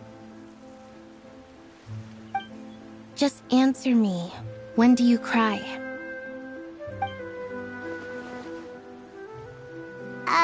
When Paimon's really sad? Oh, and when Paimon's super happy. Oh, and also when Paimon's really, really scared. Then you should understand that tears contain your most intense emotions. Like I just mentioned, the Fountain of Lucine is where all the flowing water in Fontaine converges. Even the tears that fall to the ground will eventually gather here. So maybe what you heard was the intense emotion coming from someone's tears. So, what did the voice say? If you were hearing their emotions, then Paimon wonders what happened to them. Rather than worrying about them, we should worry about my brother first. Don't let that calm look of his fool you. He tends to get pretty nervous just before a performance. So chatting with Lenny might help him relax a little before he goes on stage. Oh, right. That makes sense. Let's go in and see Lenny.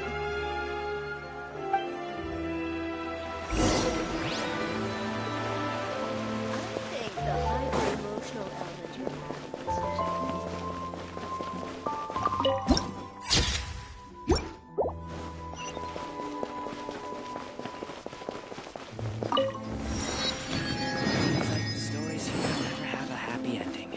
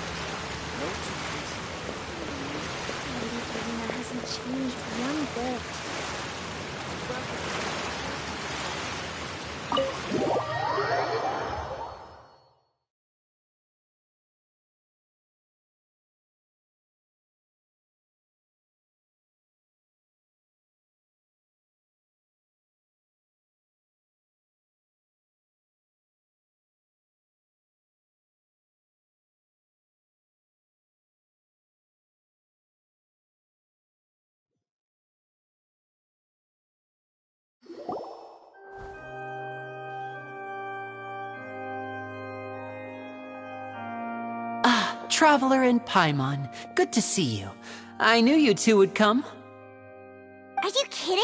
We wouldn't miss it for the world. We've been looking forward to it. I can tell, judging by how early you've arrived. But you're actually right on time. The audience still hasn't started entering the venue yet, which means now is the perfect chance for us to take you to the best seats in the house. Wait just a moment. I'll fetch the tickets.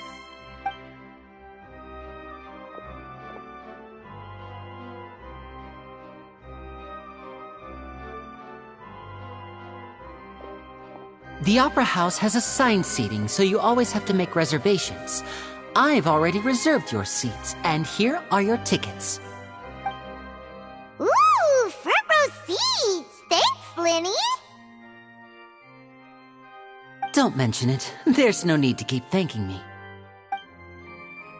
Hey, Linny! Could you come over here and take a look at this? Oh, I'll be right there. Seems there's an issue with the stage props over there. That's Cal, my assistant, calling me. I'll go lend him a hand. Yeah, we'll just go to our seats. You go ahead, Linny.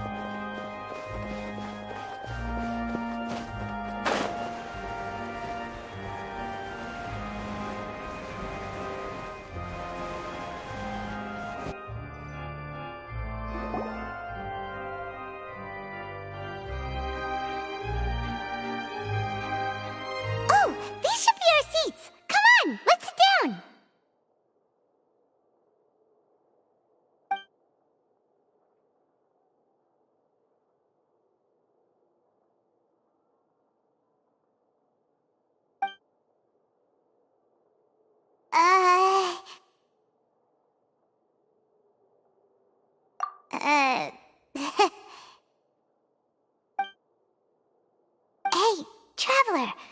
Maybe we should strike up a conversation with the person next to us. Since we're sitting together and the rest of the place is practically empty still, it's kinda awkward if we don't say anything.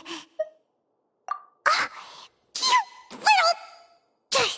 Of course you put this on Paimon. Excuse me, I did not realize you felt awkward. I am terribly sorry. I would be perfectly happy to chat with you if that is what you would like. Oh, so you heard all of that, did ya? Boy, you sure have good ears. Paimon thought she was keeping her voice down. Wait, that's not it, Paimon's... Sorry, Paimon's the one who was being rude, talking under her breath like that. So, let's talk, but, what should we talk about? Oh, Paimon's got it. You're also here early and sitting in the front. Are you a friend of Linny's too? A friend, you say? Well, if Mr. Linny would like to be my friend, I would be more than happy to reciprocate. Oh, so you're not friends with Linny then? Oh, this is getting more awkward by the second. Paimon nearly forgot to make her introduction. Nice to meet you. Paimon is Paimon, and this is the Traveler. We just arrived in Fontaine. It is an honor to meet you two. I have heard of your deeds across Tevat. And as required by proper etiquette, I will also introduce myself. I am... Oh, Monsieur Nervillet. What an honor it is to have you here to see my show. Ah, Mr. Linny. I should say it is in fact an honor for me to see your performance in person. Wait, Nervillet? Could he be... I saw you all chatting just now, but it seems you still don't know who Monsieur Nervillet is. Allow me to introduce you to Fontaine's Chief Justice. That seat is always reserved for him. It wouldn't be too much to say that he's the symbol of justice and honesty here in Fontaine. Ooh, sorry for being so rude just now. Paimon had no idea you were such an important person. No offense taken. Being Chief Justice is merely what I do for work. Nearly every person has their usual reserved seat, so I'm not so special, really. And by the way, I should probably let you know, even though I would prefer not to. There's someone sitting up there in the VIP seats that has been striking a pose for quite a while now. I believe she is trying to give you a most elegant and impressive first impression. So I think you should take notice of her sooner rather than later, otherwise she may become flustered.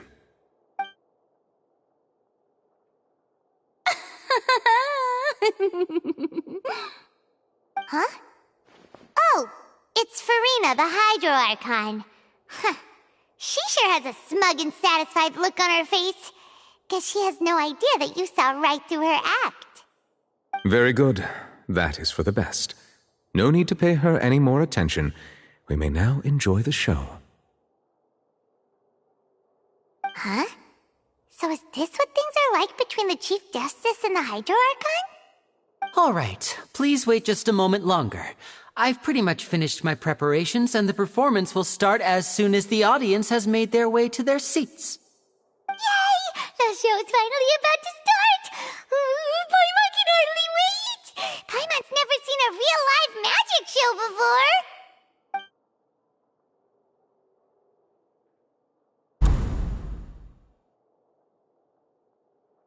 Ooh! They're dimming the lights! The show must be starting!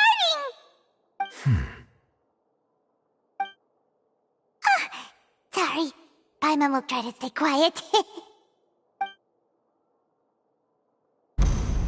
Welcome, one and all, to the Opera Epiclese. I am the star of today's show, Linny. And over here is my sister, Lynette, who will be working as my wonderful assistant. Please, let's give her a warm welcome. Hello, everyone. I know she may seem to be a little sleepy right now, but that's just a sign that she's nervous. Whatever. Now, some of you may be thinking, two vision holders who can freely manipulate elemental powers performing magic is not true magic at all. So, I would like to take a moment to assure you that elemental powers will have nothing to do with what you will witness on the stage today.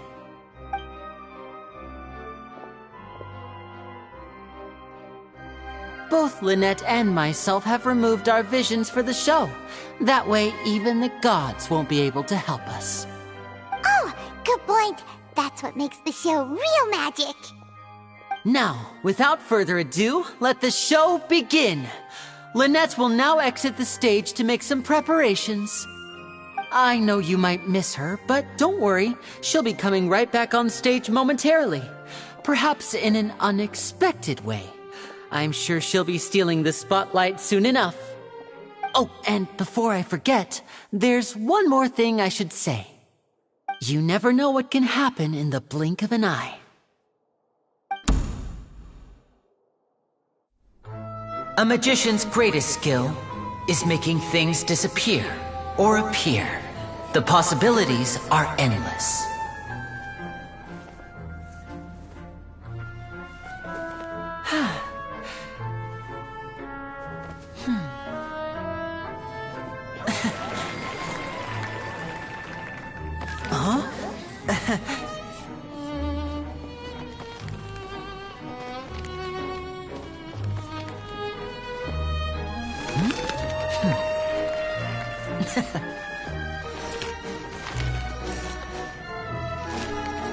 But this isn't what you came for. These little tricks, you've seen them all before. So it's time for something truly extraordinary, don't you think? This one's a little tricky.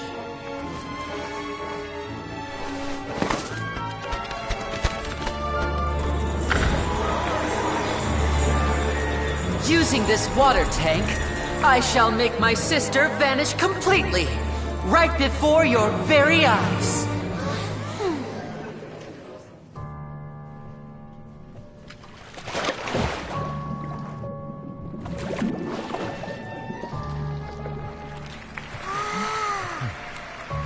It's actually quite simple.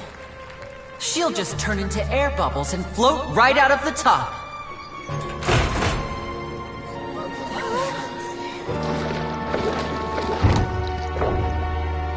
Oh no! I told them to check all the props carefully. With the lid on, even air can't escape. An amateur magician would be getting very nervous right around now. Luckily, it's me on stage, so let me show you what a true virtuoso can do.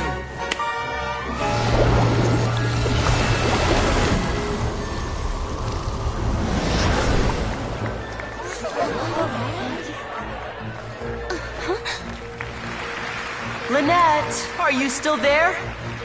Don't go too far. We don't want to use up all our magic. Hi, I'm back. Uh-huh.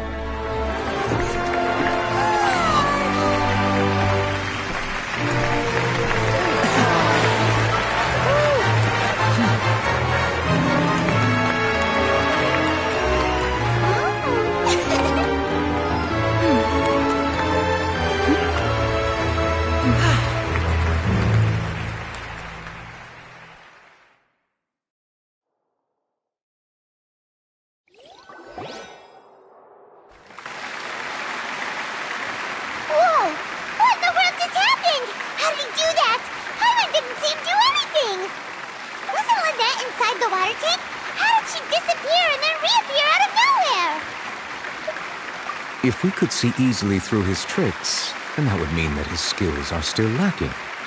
To appreciate magic, you should focus on the show happening on stage, rather than getting caught up in trying to see that which has been intentionally hidden. That's right. Paimon couldn't believe her eyes when Lynette reappeared. Amazing! Thank you everyone. I'm glad you enjoyed that performance. But our magical journey has only just begun. I've prepared even more astonishing surprises for everyone here. The magic of transformation and disappearance can go far beyond what you've just seen. I'm sure many of you are thinking that escaping the water tank was impressive enough, but Lynette is still my assistant after all. In which case, I have ample time to make all necessary preparations. So, for my next trick, I will require the participation of one lucky audience member. Please, if my assistants could bring out the magical boxes now.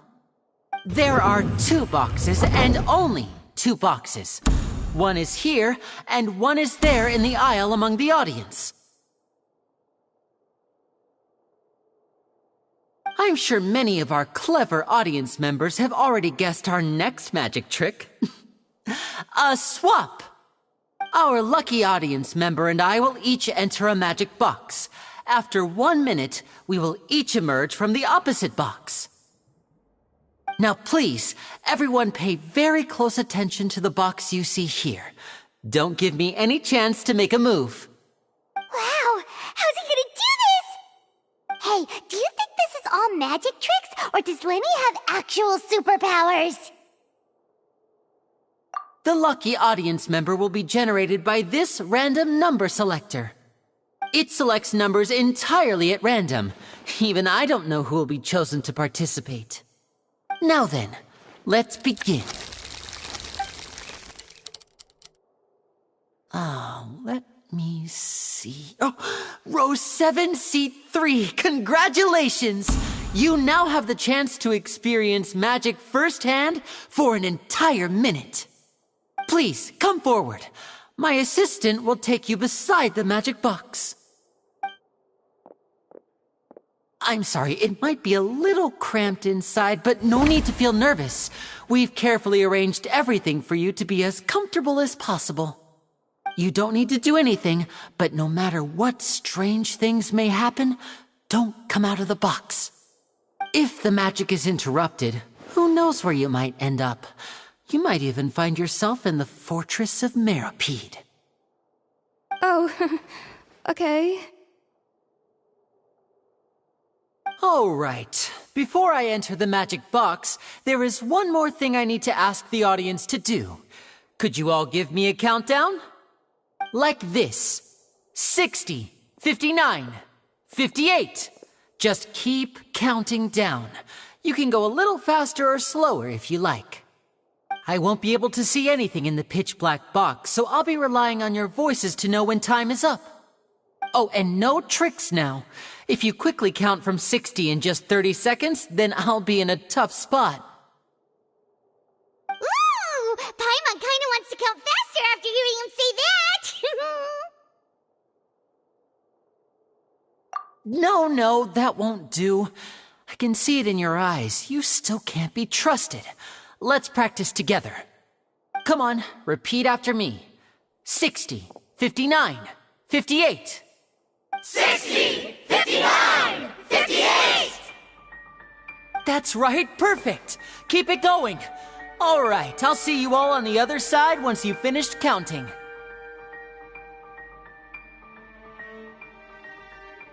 54, 53, 52? Huh? Why aren't you counting, Nervalet? I am counting in my head. I think things are exciting enough in here as it is. Merely a consequence of my identity and personality. Do not worry about me. Just enjoy the show. Oh, alright. You looked so serious that Paimon thought you might be feeling uncomfortable or something. 40, 39, 38! Mr. Linney, are you all right in there? Is everything ready? Yes, I'm fine. I'm just double-checking the direction of the magic. It would be a disaster if we get sent to the wrong places. For example, mid-air right above the audience. Even though he's saying that, Lenny doesn't seem nervous at all.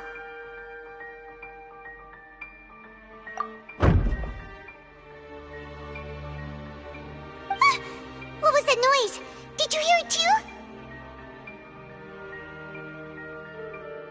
Not sure. Anyway, it doesn't seem like anyone's worried about it. 25! 24! 23! What's wrong, Mr. Linney? I can still hear you moving in there. I seem to have accidentally knocked over a decoration. I'm trying to fix it, but it's pitch black in here. I can't tell left from right. Never mind the decorations. There's no time for that. The show is what's important. No, that's unacceptable. I want my show to be perfect. Don't worry, we still have 20 seconds. Hear them counting? 19! 18! 17! It seems things aren't quite going as planned. I apologize, everyone. It feels like you're all starting to count faster, but that's all right. I know it can be tiring to do such a long countdown. 10 seconds and change is still plenty of time. 10! Almost there now. 8! Swapping two people is harder work than you might think. Even a master magician like me can't guarantee I'll get it right the first time. Hey, wait! Is this the back one? I can't tell. They both look the same inside. Huh? No, that's not it. I'll try again. 7! Hey, slow down! Honestly! 5! 4! 3! Whoops! That doesn't count! 0!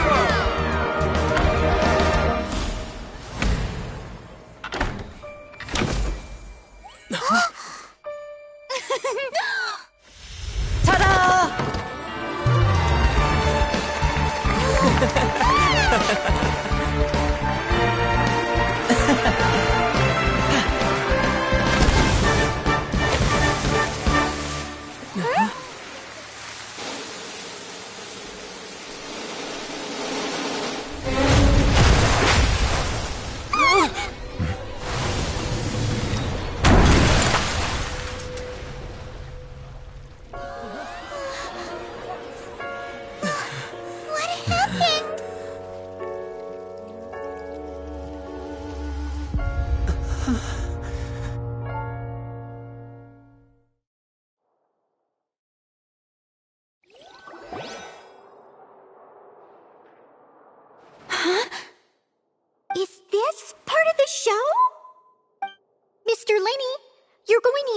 magic to fix the stage now, right?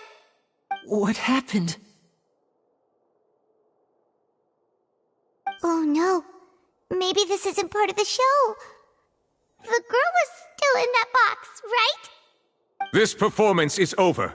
Medical staff with me. Guards, secure the scene and detain all the performers. Seal the exits.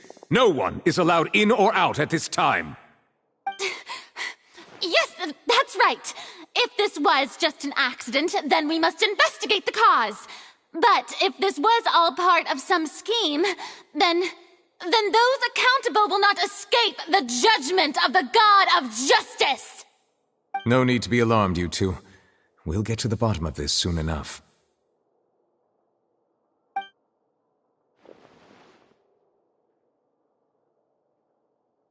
Unfortunately, the person who is in the magic box has been pronounced dead. His name was Cowell, one of the assistants in Linny's magic troupe. Apparently, the fireworks on stage ignited the ropes that were suspending the water tank, which then caused the tank to fall onto the stage. As of now, we are still not sure why we found Cowell in the box, rather than the guest from the audience. And after an initial search of the area, the guards have confirmed that the girl is nowhere to be found. It appears that this incident was not merely some mishap with the performance. And there are many indications that it is connected with the case of the serial disappearances of young women. The serial disappearances case? That's the case that Charlotte mentioned before!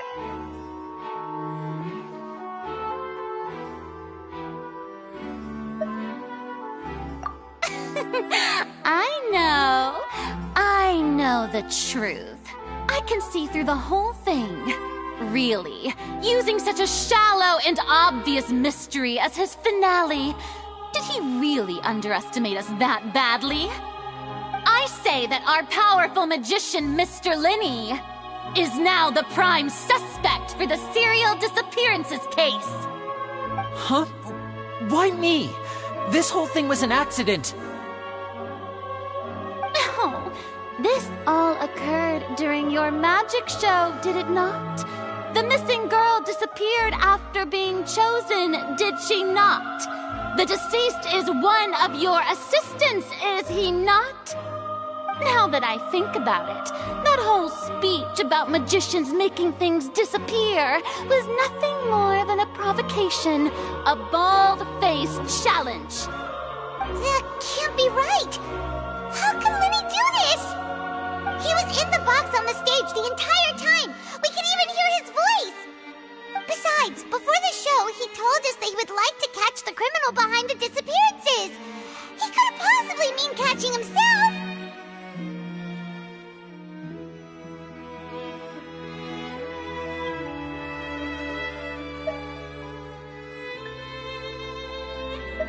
Save discussion for a later time, please. Lady Farina, may I assume that your comments just now constitute an accusation against Mr. Linny and his associates, and that you are pressing charges? Huh? I just think that I think it might be a little early to talk about formally pressing charges. But what Lady Farina said just now makes perfect sense. Looks like she's gonna personally deliver justice. A kidnapping and murder carried out under the cover of a magic show. Lady Farina said it all. I mean, of course, my dear people. But what excites me even more than the obvious truth before our eyes is the opponent I'll be facing. That's right. I mean you, Traveler. You'll support Linny, won't you? After all, he was the one who helped you the first time we met. Then there's no problem at all. You know, the Traveler and I already had a duel the first time we met. But with Linny's help, our little duel ended in a draw. But draws really are the most boring possible outcome. So, no more draws. Between the two of us, there must be a clear winner and loser. And what better place to hold such a riveting showdown and decide the true victor than here, on the grandest of stages, the Opera Epiclese. Huh.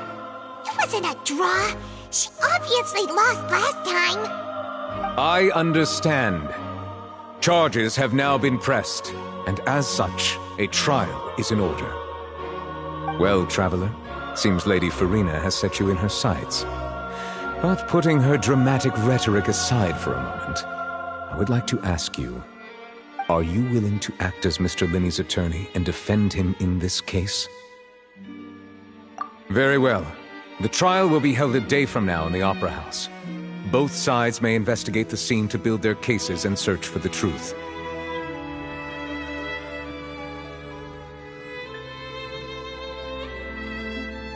Linney and his troupe are all potential suspects and shall remain within the Opera House. The audience may begin to leave in an orderly fashion once they have been cleared by the guards. A day isn't that long. Let's see what kind of case this big-shot outlander can build in such a short amount of time. I'm really quite looking forward to hearing it.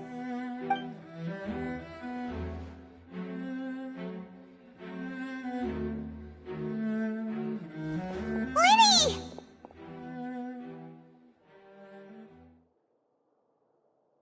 Sorry about everything that happened just now.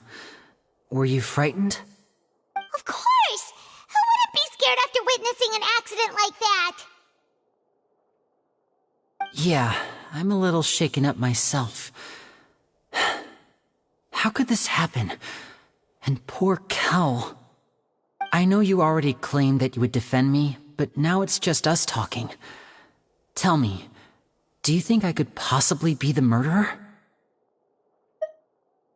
I understand. Even I'm not sure what happened, so I can only imagine how difficult it is for you to grasp the situation. I'm sure everyone sees me as the biggest suspect at this point. But, if you ask me, the whole thing is mysteries layered upon mysteries, such that all that's left is confusion. I don't know whether what happened there on the stage was purely an accident or not, and I don't know why poor Cal was in the box. As for how that girl chosen from the audience could suddenly disappear, I'm afraid I don't have any answers either. If someone tampered with my performance, then we need to figure out what they did. Even a skilled and knowledgeable magician like myself couldn't pull all that off in just 1 minute. Which is precisely why we need to investigate! As this book says, the impossible could not have happened. Whatever happened must have been that which is possible. Paimon bought them when we were reading at the bookshop in the city earlier. Pretty cool, huh? Don't worry, Paimon used her own savings to buy them. It wasn't from our travel funds. I think they look cute on you, Paimon. You have good taste, Lynette! That's the right attitude. Feeling depressed isn't going to help me now. I need to get back to my normal self. But with the guards watching our every move, it's going to be especially difficult for Lynette and I to prove our own innocence. Good thing you agreed to be our attorneys. Thanks for that. We'll be counting on you. Yes, thank you so much. Yeah, just leave it to us. Oh, since we're going to start investigating, Paimon has a question first. Where did Lynette go during the performance?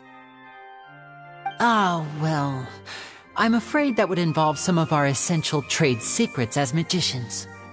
The secrets behind our magic are past saving, Linny. I suppose you're right. The truth behind our tricks is going to be important evidence that will be weighted during the trial. 'Tis truly a pity. As a magician, our magic show is a work of art. We've poured countless hours and spared no effort in perfecting it. But if revealing our secrets will help you uncover the truth behind what happened, then it will be well worth it. We should go somewhere else if we're going to discuss our magic tricks. We'll go speak with the guards, and in the meantime, you can go investigate the stage and the seating areas. All right, let's go have a look while the investigation team's are still here. Detective Paimon is on the case!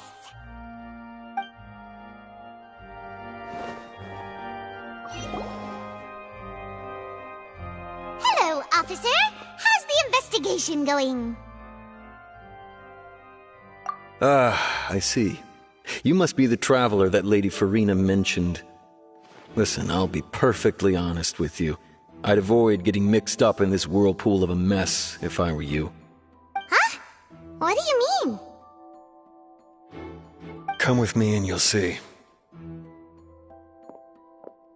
The deceased is one of Linny's assistants, named Cowell. Even though he hadn't joined the troupe long, he was hardworking and everyone generally liked him. The assistants are usually in charge of setting up and inspecting the props, as well as assisting with the show and keeping the crowd engaged. As you probably saw when you were in the audience, the water tank suddenly fell and smashed the box with Cowell inside it. This is the real mystery. We've already searched the scene and were unable to find any traces of the girl. However, if you look carefully, the box was positioned directly under the water tank. The ropes holding the tank were then burned by the pyrotechnics on stage, causing them to snap. All these factors lining up so perfectly makes it hard to see this as a mere accident.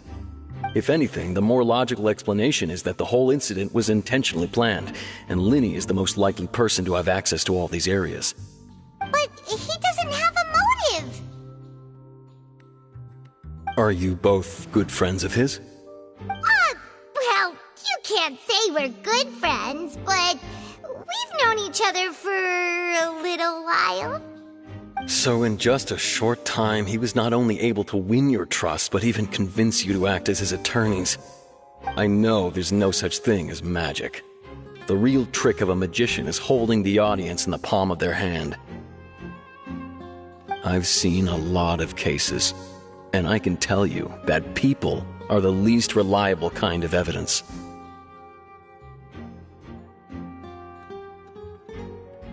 Sorry, I tend to be pretty straightforward. Just know that I'm warning you for your own good. Anyway, you may investigate the scene of the crime yourselves if you're curious. Who knows, maybe you'll be able to come up with some new evidence.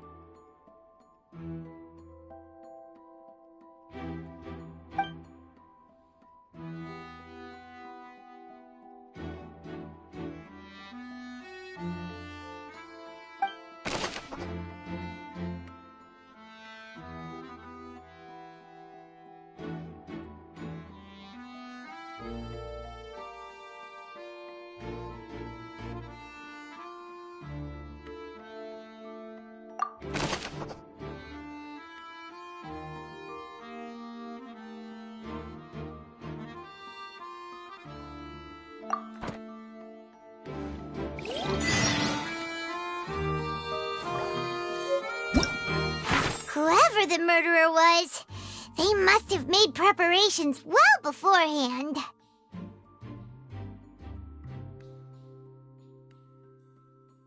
Whoever the murderer was...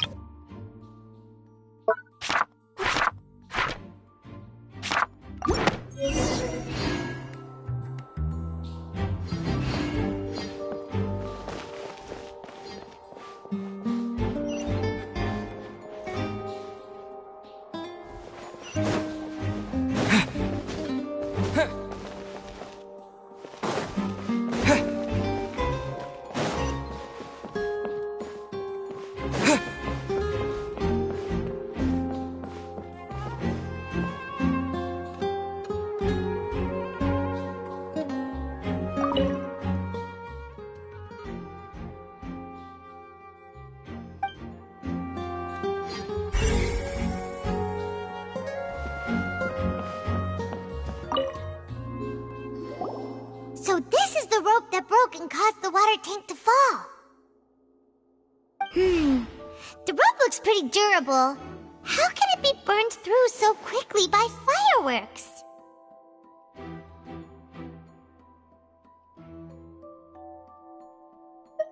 Why are you suddenly traveler.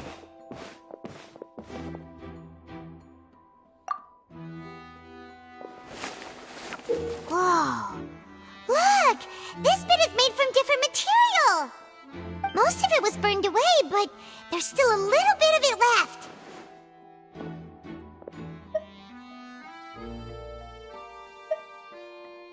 Huh. So if a rope meant to hold something was made with that kind of material in it, then that means... Wait, why don't you write all this down? Let's take notes.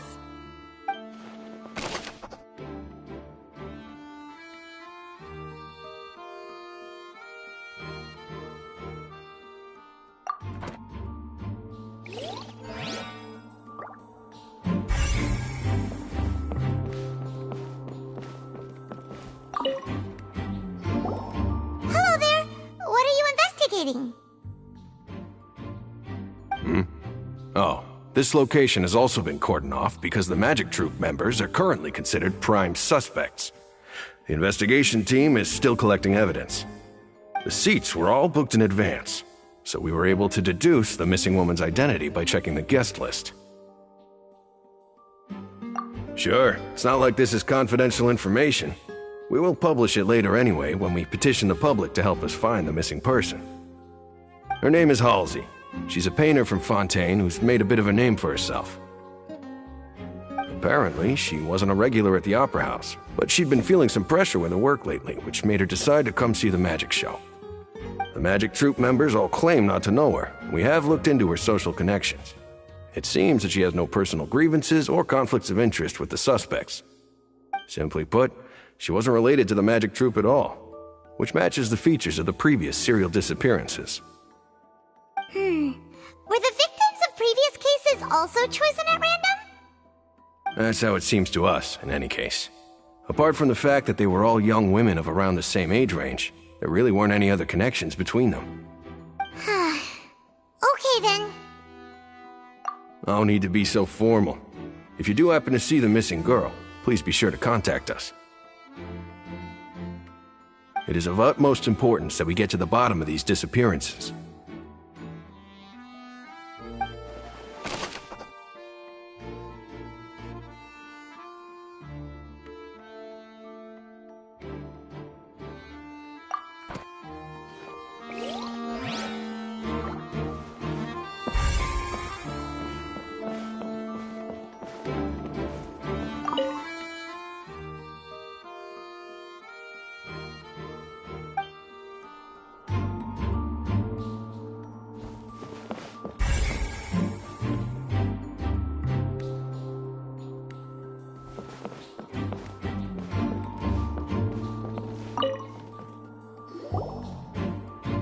The investigation team has some new findings. Turns out there's an issue with the random number selector after all.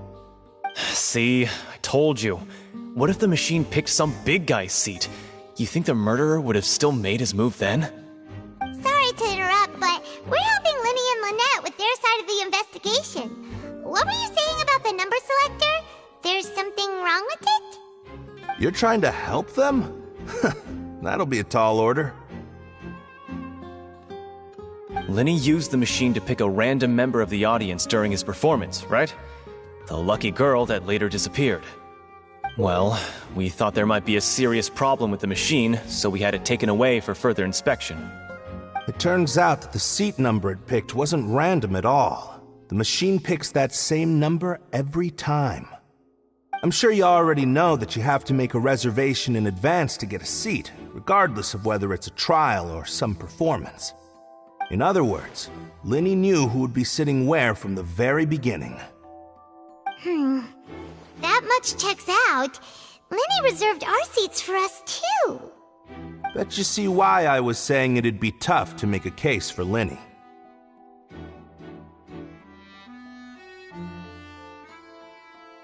Even though it's bad for Linny's case, Paimon had better write it down.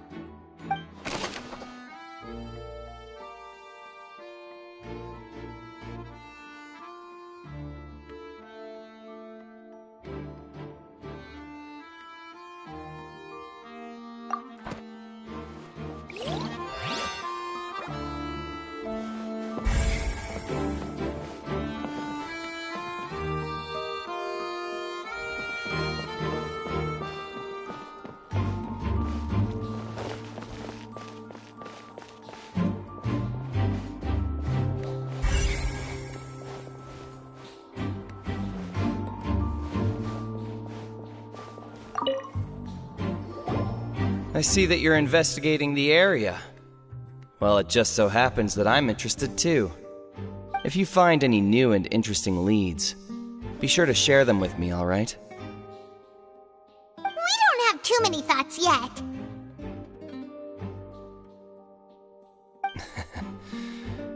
Then why don't I tell you my hypothesis first? The way I see it. And I'll start it with that loud thud. The thud? Oh, you mean the sound that happened during the countdown? Yes, exactly. It wasn't terribly loud, but I suspect that most people heard it. It's just that everyone was awaiting the results of Linny's trick with bated breath, so no one paid it much mind. But now that the incident has happened, the thud has become an important clue. That makes sense. So, what do you make of it? I'm of the opinion that it may have been the sound of Linny's accomplice. Lynette, perhaps. Jumping atop the water tank, or something like that. And when the pyrotechnics went off, she cut the rope, sending the water tank crashing down. But wasn't the noise we heard too loud for that? Perhaps the balance wasn't right, leading to a particularly rough landing. Oh, that's true. I suppose I must reconsider. That does remind Paimon, though. What was with that sound?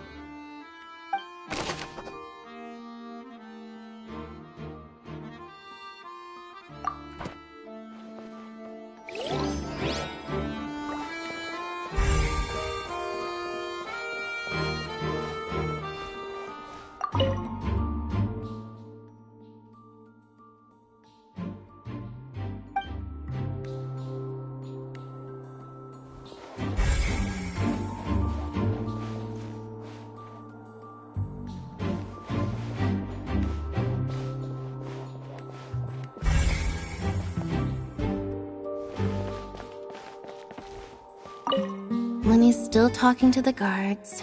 It seems he'll have a lot of explaining to do. I think someone will be assigned to monitor us later, but that's alright.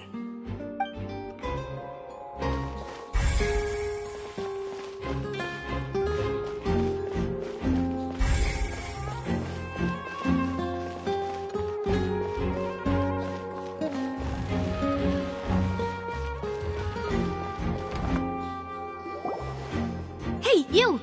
Yes, both of you! Over here! I've been keeping an eye on you for a while now.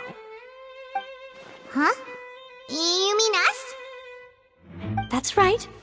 If I'm not mistaken, you're also among those who wish to cut down the thorns and pursue the truth. No? And by the looks of it, you're not from Fontaine. Well, you're right on the more about that one, but who are you? Have you never heard of the Spina di Rosula? From mediating disputes and providing protection to solving conundrums, you name it, Spina di Rosula does it. And I, Navia, have the honor of being its renowned president. Though those who play by our rules call me boss. I'm Silver, her attendant. Pleased to meet you. And I'm Melus.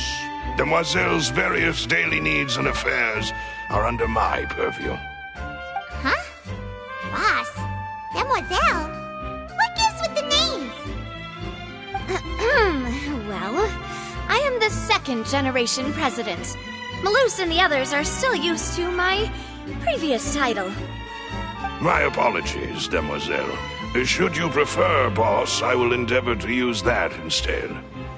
No, no need. You don't have to call me boss. Just Navia is fine. Okay, if you say so. Not that we're members of Spina di Rosula anyway. All merely trifling details. Never mind. Now, back to the situation at hand. That's right. I've always kept an eye on the serial disappearance cases. My interest stems from a matter back from my father's time. Judging from the look of things, I find Linny an unlikely mastermind. Really? We think so too! That's why we're looking for clues now.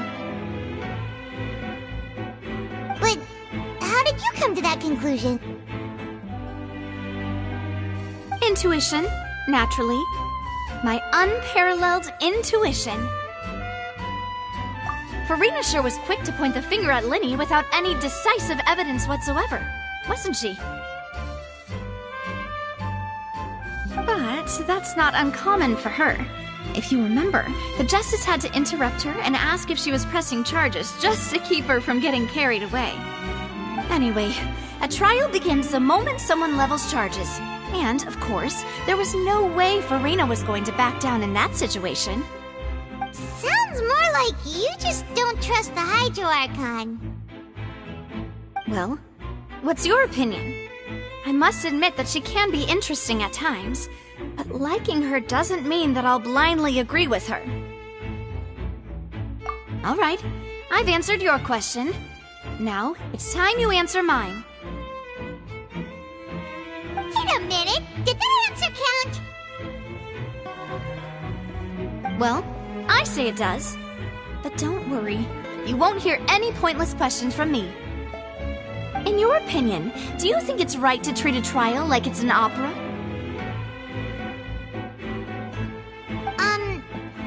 Well? And why would that be?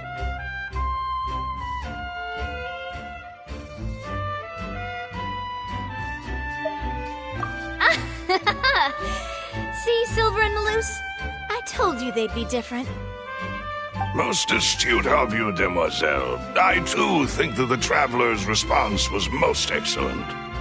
No matter how wonderful the script or how fervent the audience's expectations may be, the trials that go on stage here must be based in fact. And if that can be done, boss, then... All right, that's quite enough, Maloose. Anyway, I like your answer. You pass with flying colors. Now, I need to make some preparations, following which our joint investigation shall commence. You two shall be my assistants. Wait! Since when did we become assistants? Oh, well, I can be the assistant, sure. Or your companion, if you like. I'm really not that fussy. That's more like it. Far be it from me to brag, but I believe that Demoiselle's intuition will be instrumental in uncovering the truth. You wish to save a friend from false accusations, and we wish to unravel the disappearances. In this sense, our goals are aligned. You have a point. You're quite the talker, aren't you, mister? And what about you over there? What do you think? You seem like you've got something on your mind. I have nothing to add. Oh, alrighty then. We'll be making some preparations first. Just be sure to let us know if they start revealing Linny's tricks. Thanks!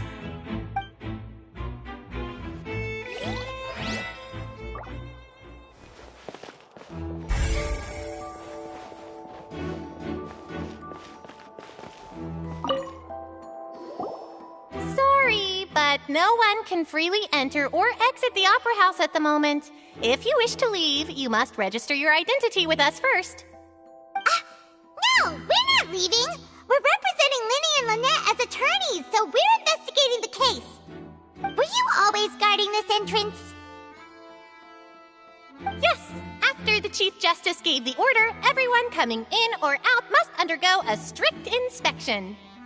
So, the missing girl couldn't have left from here, at least not from that point on. I doubt there was much opportunity then either. How can you be so sure, Well, because I was in charge of security near the entrance at that time. I couldn't see Linny's performance from here, which was quite a shame. Just my luck. But still, I did not abandon my post, and I stayed put no matter how loud the applause was. If someone had so much as even approached the door, I would have noticed it, let alone if they had tried to leave. We Melusines are good at that sort of thing, you know. So, it's safe to say the girl couldn't have left through here.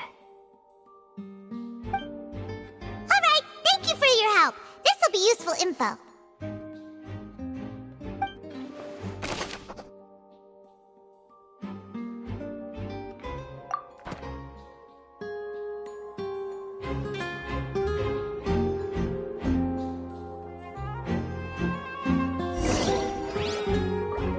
Everything of note here at the performance venue. Paimon wonders how Lenny's discussion with the guards is going. Let's go see, shall we? Ooh, things are getting interesting, huh? We're about to see how magic is made.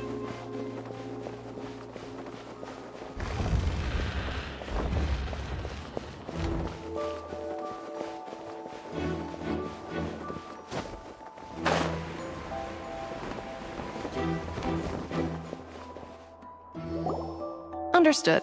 Then I will be going with you. Just so you're aware, I will be monitoring your actions and making notes as necessary.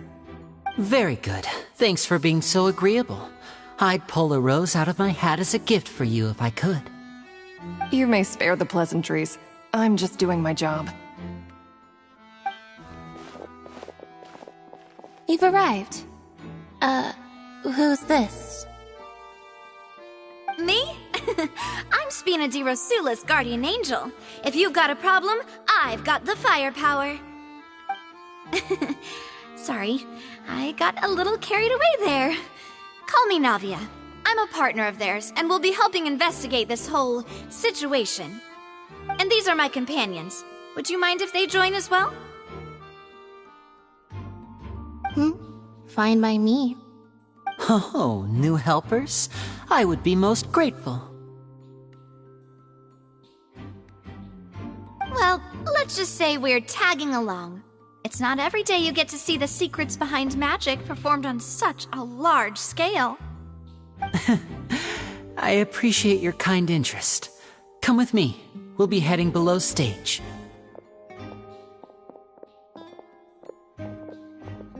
Huh? Below stage? Yes, a world of secrets is hidden beneath this magic box, prepared specifically for this switcheroo trick. But before I reveal everything, you should have a look first. Notice anything strange here?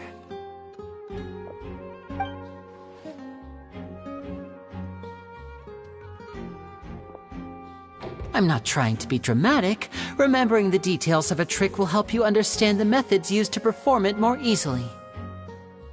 Huh. Weren't there balloons and other decorations here? Where did all that go? Ah, good eye. That said, you're still far from discovering the answer. The back? You mean the inside of the door? What's different about it? Paimon didn't notice anything. Very good indeed. I thought you might not be able to catch that, given that you were sitting in the first row. The back of this door was patterned. Those patterns are now gone, replaced by a smooth wooden board.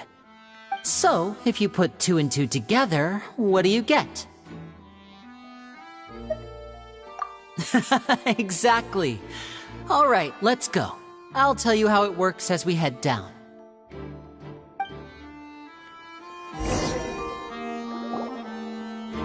Oh, so there was a passageway under the magic box!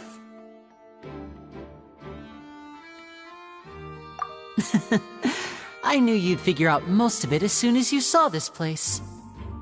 The 2 magic boxes are positioned right above the 2 entrances of the tunnel.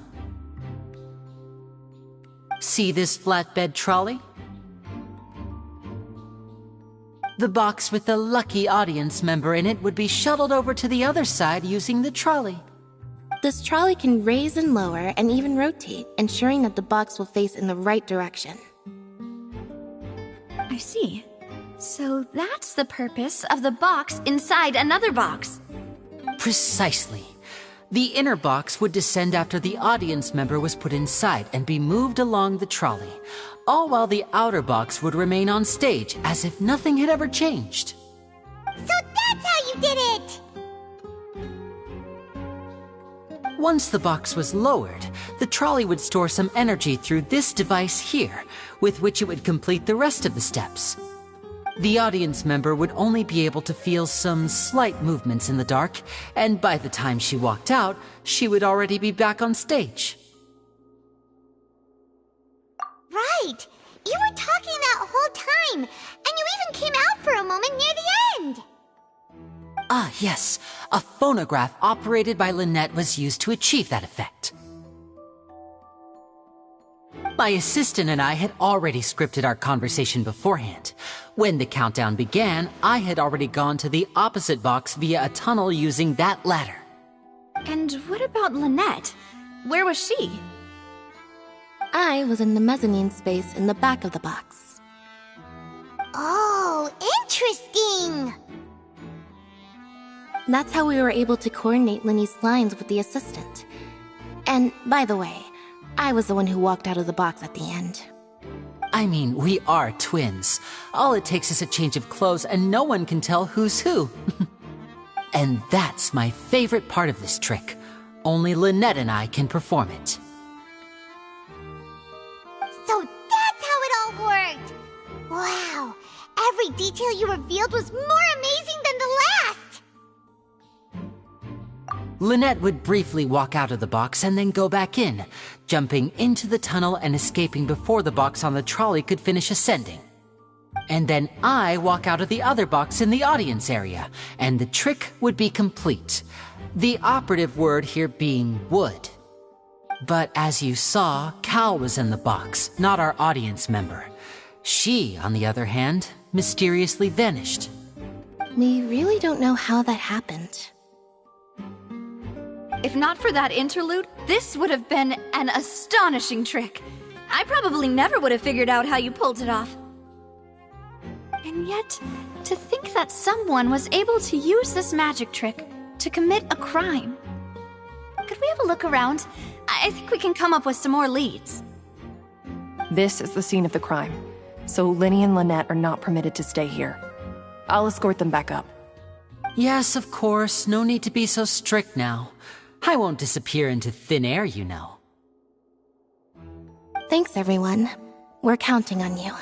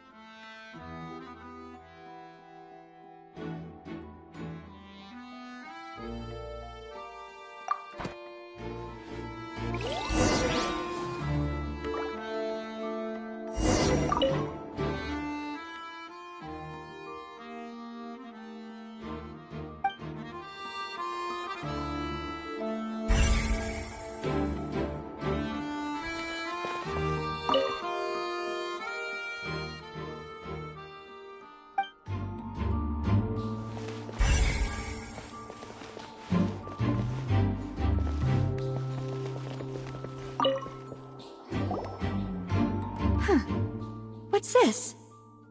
Looks like a hook tied to the end of a rope. Huh? There's all kinds of odds and ends here. Perhaps it was a prop for a different trick. But why would it have been left here? Whatever it is, let's make a note of it first.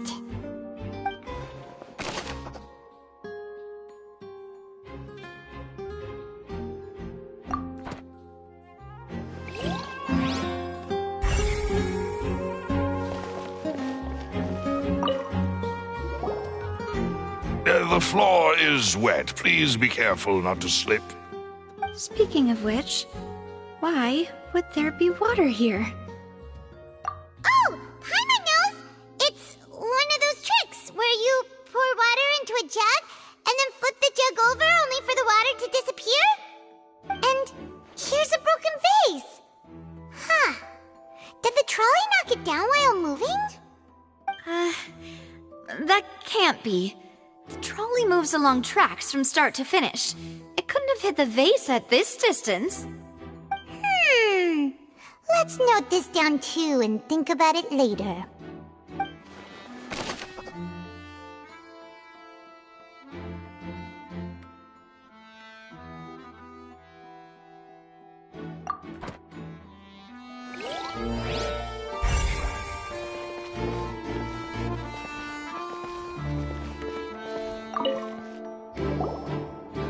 Oh, these are the clothes that the lady chosen from the audience was wearing, right? Her clothes are here, but she's nowhere to be found. Right! And do you really need to do that if you're kidnapping them? Ugh, this is so confusing. Paimon doesn't want to be a detective anymore.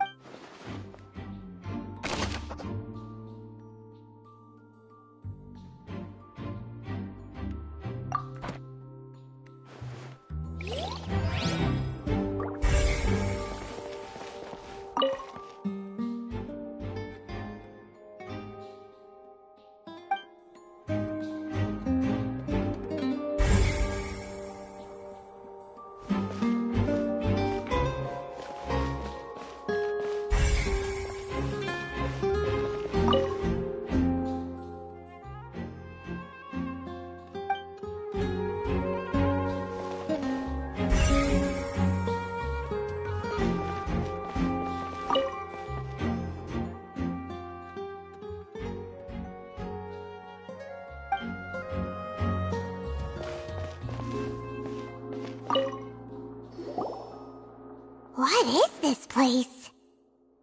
It seems someone could fit through here. Huh. Could this have been the suspect's escape route? Alone, perhaps. But if they had to pull another person with them, this space would be too narrow.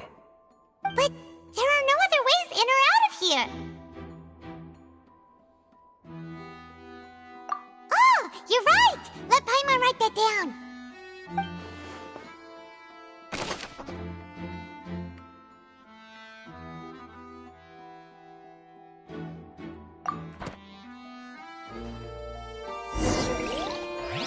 Seems we're just about done investigating down here.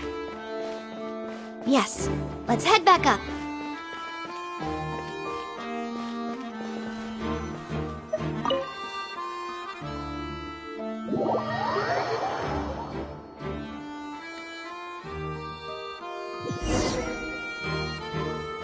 Well, we've ascertained the state of the crime scene.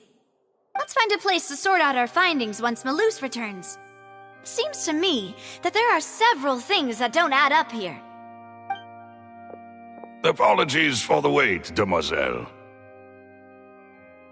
So, what did the guards say? Did the criminal escape through the vent? They believe the odds of that are very low, since the vent leads to the Opera House's basement. The guards have checked the area carefully. No one left through the basement during the performance or after the incident, and no one was found hiding there. So the tunnels become like a secret chamber then! You know, like the kind you usually see in novels!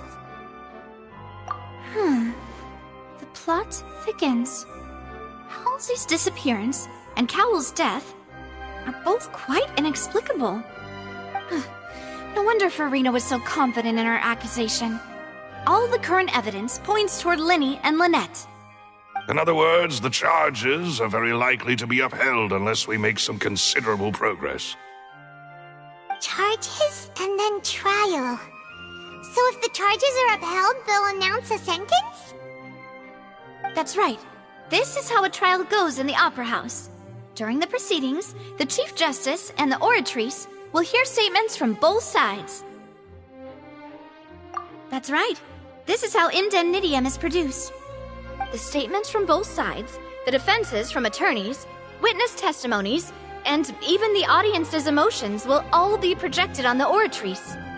To put it simply, it's as if the Oratrice has its own will, and is a judge in its own right. This also precludes any kind of favoritism on the part of the Chief Justice. And not that this has ever happened anyway.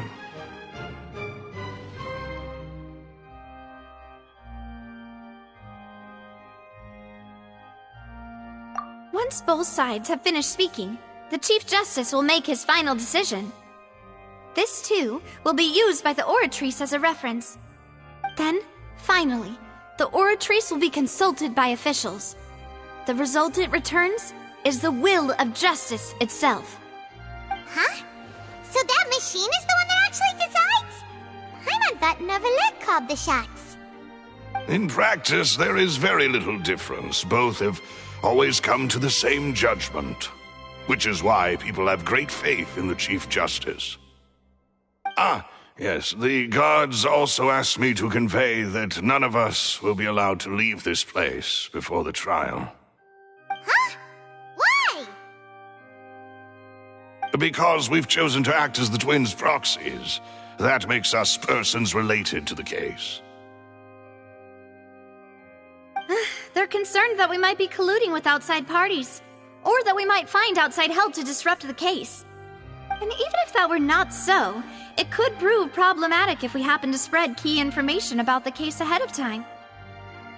I'm ready to break out at any time. Whoa! There's no need for that! Paimon thinks they have a point. That said, are they providing food? Of course. I just hope you don't mind the lack of options. I'm afraid that catering to all tastes is not in the cards, nor is any guarantee of balanced nutrition. In that case, let's just sort out our findings together here. Pity. I was hoping to take you to try some of Fontaine's famous desserts, too. I mean, what better way to properly think through our findings than over some tea and sweets? Huh. Breaking out suddenly doesn't seem like such a bad idea after all. Just kidding! Paimon will still do her best, even if there are no snacks. What do you mean, no snacks? Of course we'll have snacks. If we cannot buy some, then we'll simply make some. Huh? Here? But how? Understood, Demoiselle. Everyone, please come with me.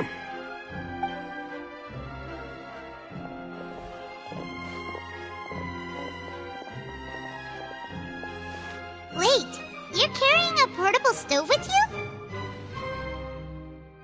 Yes, I must be prepared to meet the Demoiselle's baking needs whenever the fancy strikes her. I have eggs, sugar, and almonds at the ready. Good work, you two. Then I'll get to it. Please sit tight for a moment. You'll get to taste my awesome snacks soon enough. These three are quite the interesting group.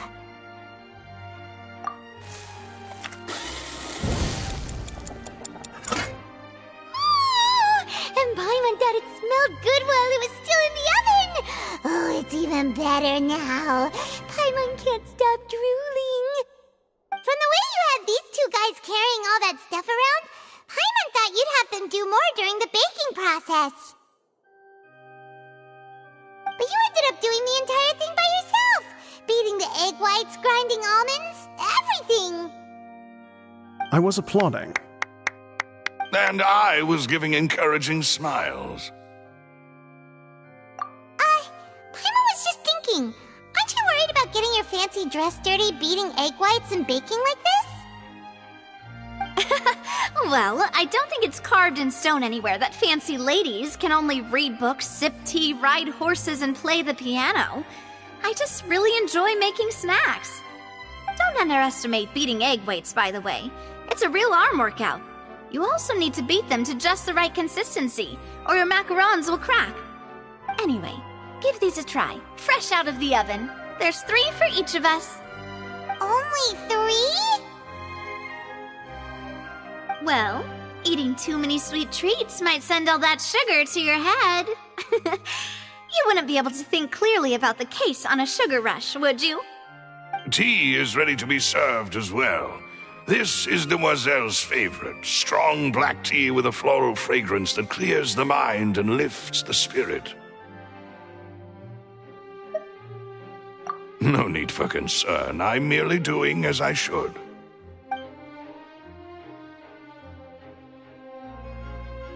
All right then. Down to business. As Paimon mentioned previously, the tunnel seems to be something of a secret chamber. However, we can assume that Linny and Lynette were not alone within it. Some criminal also occupied its sealed confines. The magician twins could have committed the crimes, of course, but they lack any logical motive. Exactly! Why would they do such a thing right when everyone was watching?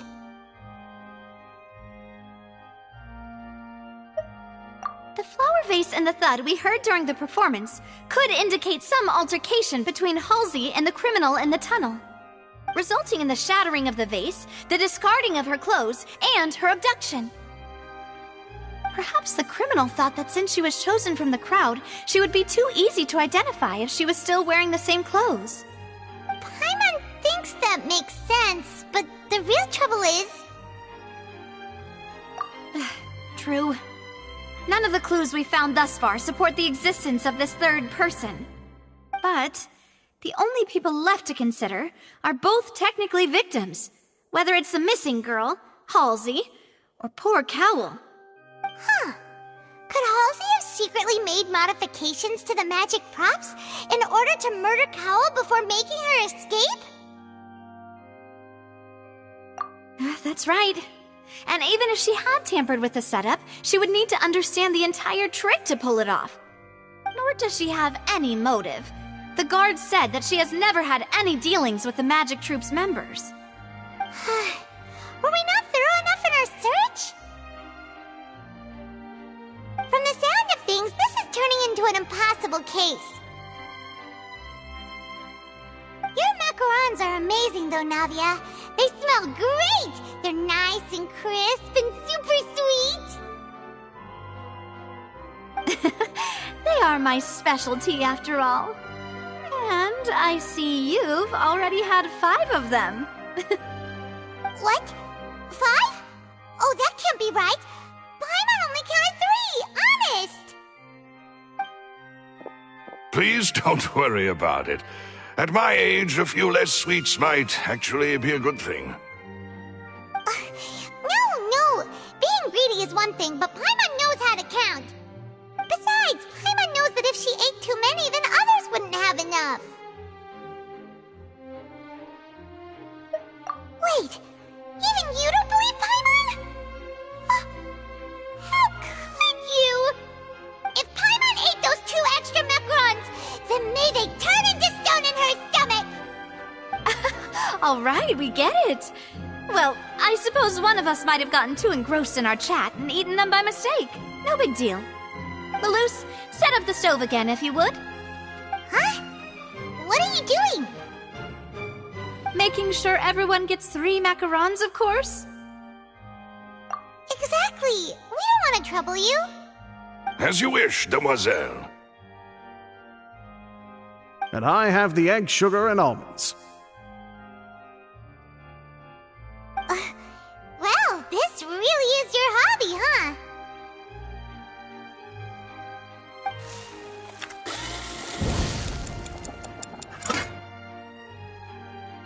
Well, that's it for snack time. I'm going to have another look around the area. I don't know what we're looking for yet, but we've still got some time. As attorneys, I suggest the 2 of you think the case over again. It would be awkward if you got all tongue-tied on stage during the trial. Alright, thanks for your help, and for the snacks. It was nothing. A small task for the Spina di Rosula.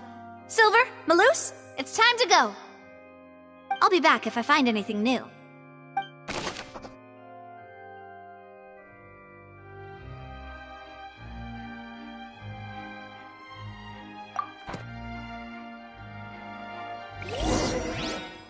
Alright, it's time to put our heads together. We've got to get our defense ready for the trial. Oh, it's probably gonna be a long and difficult case. There's no point in worrying about that now. We just need to prepare. Here, take Paimon's notes. They should help you review the situation.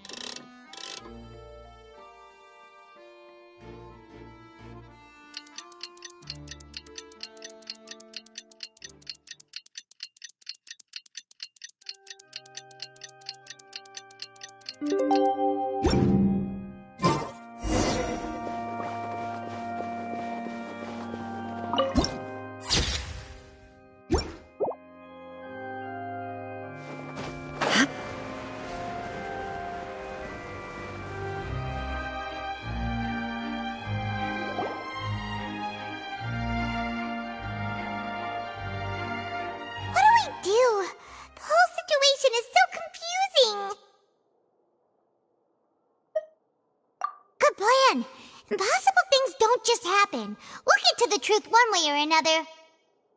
Just relax.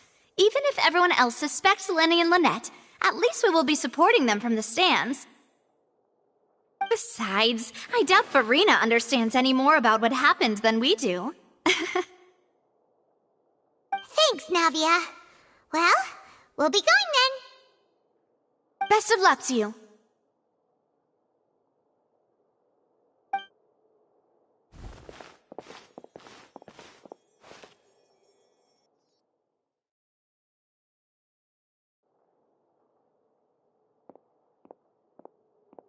Ah, finally, you're back. Well, how did your investigation go? To be honest, you might be disappointed. No. We're already very grateful that you were willing to help. Well now, don't you all look disappointed?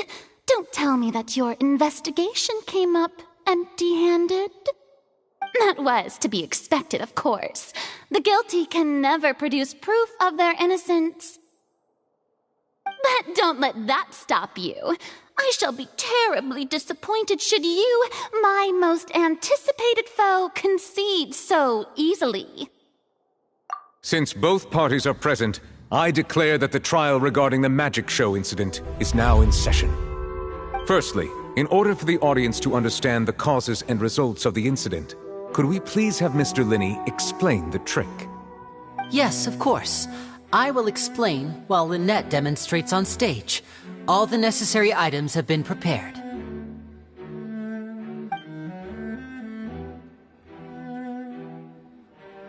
Thank you, Mr. Linney. In that case, I take your statement to be that you ran to and remained hidden within the magic box in the audience stands once the trick began, and thus could not have committed the crime. Is this correct? Yes, that's correct, Your Honor. In that case, I call upon the prosecution. Lady Farina, do you wish to refute his statement in any way? Why, of course I do. Allow me to take the first shot and break this case wide open. Mr. Linney is clearly lying. There is no way you could have been in the box the whole time if you were to abduct Halsey and murder Cowell. In fact, I'd say you were hardly in that tunnel at all. That is simply your hypothesis based on the presumption that I'm guilty. Oh, is that so? And if I may ask, what did you hear while you were inside your box? The roaring countdown of the crowd, of course. That's how I kept track of the time and built anticipation for the finale. And you didn't hear anything else at all? Nothing that might leave an impression of any kind? No, nothing. I see. But when the count reached 30 seconds or so, there was a thud. One so loud that I believe practically everyone heard it. Huh? Hey, hang on. Something's not right here.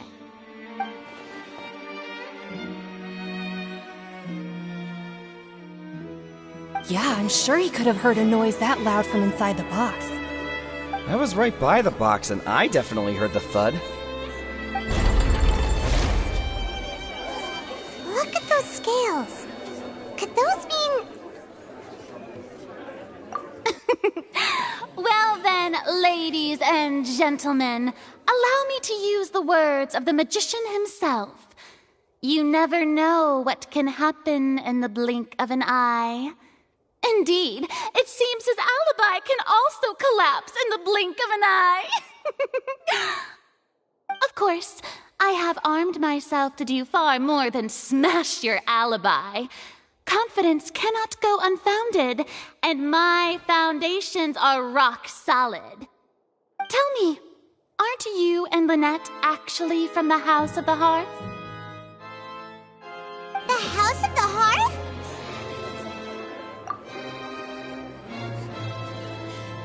No wonder they did something like this. So the serial disappearances were the Fatsui's doing. Now it all makes sense. I've got a feeling that what happened on stage probably wasn't just an accident. That's irrelevant. Our identities have nothing to do with what happened. Indeed. Then perhaps you could tell us everything that happened during that 1 minute. Your first priority is to prove yourself innocent after all. I'm sure there is little that needs to be kept secret now. Unless your script already has holes in it. The Outlander is speechless.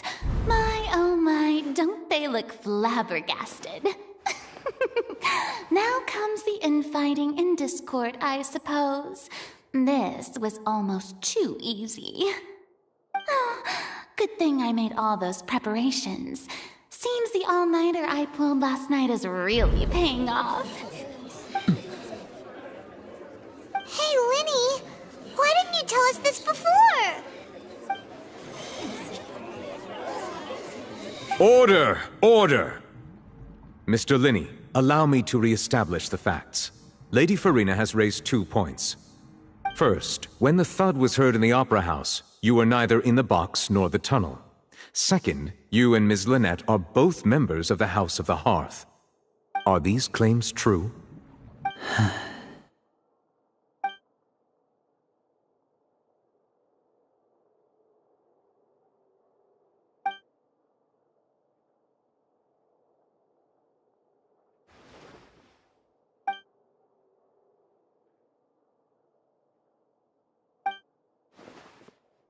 Please answer my question, Mr. Linney.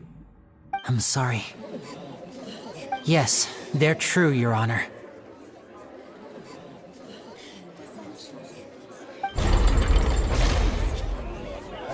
I knew it! Well, that's it. We might as well move on to the sentencing already. What should we do now? Granted. In that case, what is your request? Is that really necessary? They're already as good as guilty. The defendant deceived their own attorneys. What is there left to discuss? Order! Order, I say! Your request is reasonable, and we shall adjourn.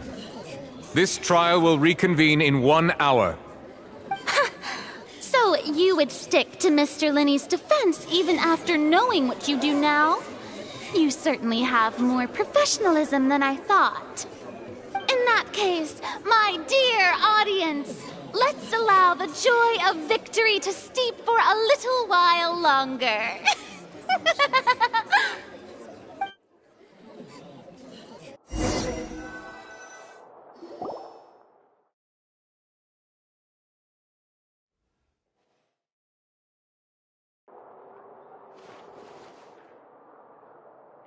Well, this is awkward.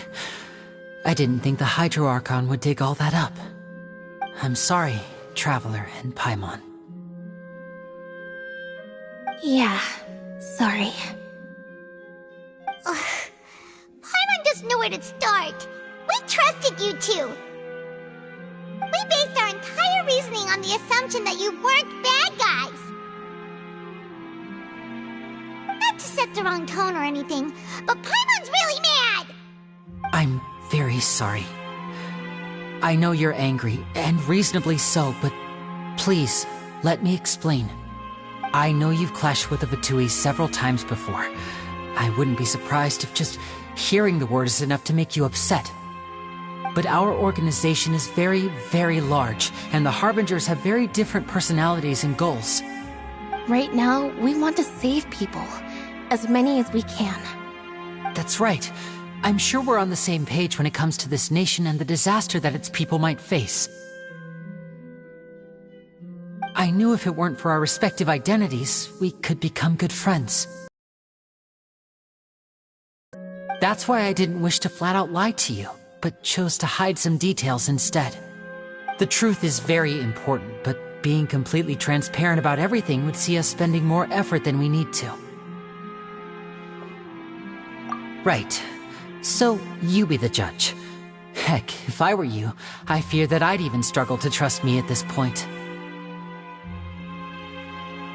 You met a Fatus who works as a magician, a trickster by trade. All by coincidence, too. But still, I'm asking you to trust me. I am no criminal. At least, not in this case. Sorry. Please forgive us. Well, you both say that, but...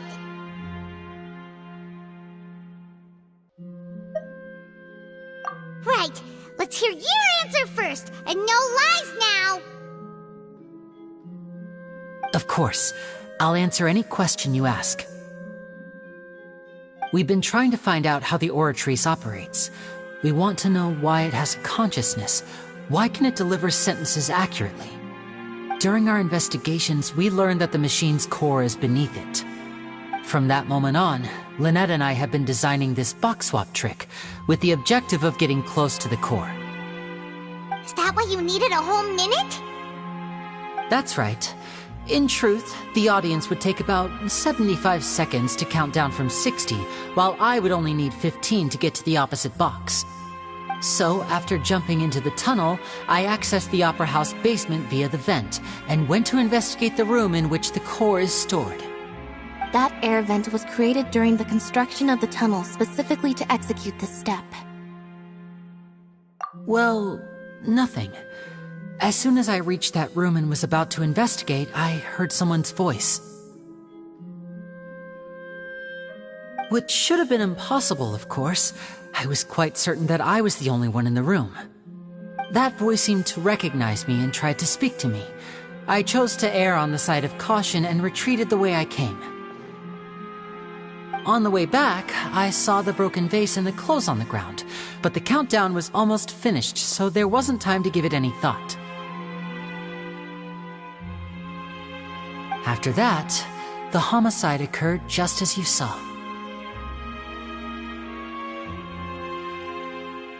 Well, that explains why you didn't hear the thud. Because of that prophecy I told you about, of course. We must know all we can about this nation's secrets in order to deal with that prophesized crisis. That's the only way we can save everyone. So, there you have it. The whole truth. I swear, I didn't hide anything from you this time. It was never my wish to proceed under this cloud of mistrust either. But, like I said earlier, you can be the judge. If you want to leave because you don't trust the Fatui, there's nothing I can do to stop you. Well, Traveler, you decide. Paimon will follow your lead however you choose.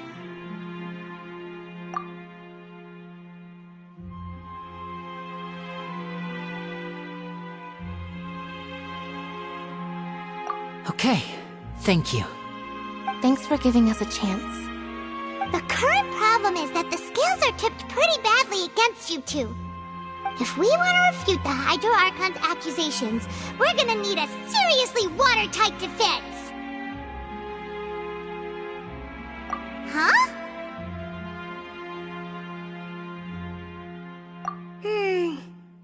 Oh, Paimon thinks she gets what you mean.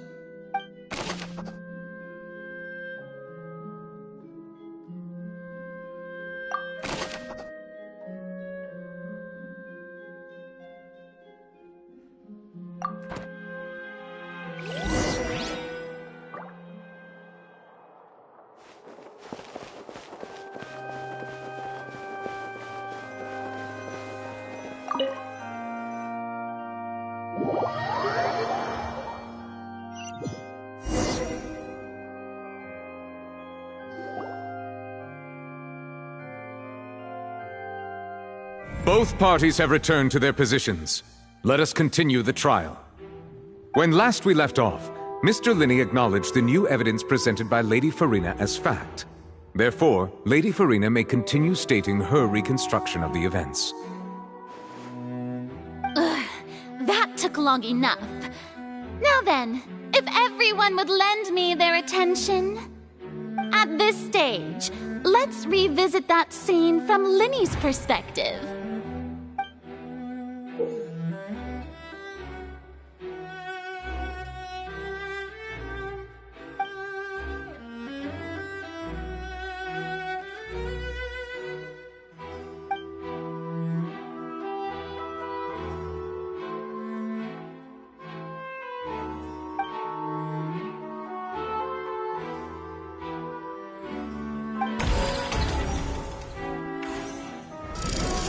Countdown began, he entered the tunnel.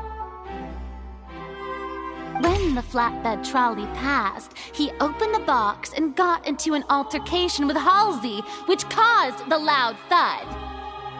He did not realize that this sound could be heard by everyone in the opera house, which is why he claimed earlier that he could not hear the sound. Finally, he used the vase to knock her out, before making her change clothes to prevent others from recognizing her. At this time, Cowell arrived in the tunnel, having heard that strange noise, and caught Linney red-handed. So Linney proceeded to knock him out too before stuffing him into that box. Afterward, Linney passed the unconscious Halsey to his accomplice through the magic box in the audience stands, before operating the devices such that Cowell's death would be ruled an accident. And there you have it. That's the truth behind what happened. Does the defendant's side have any objections to Lady Farina's description of the events? The key to refuting Lady Farina is the order of events, what Linney experienced, and what he saw.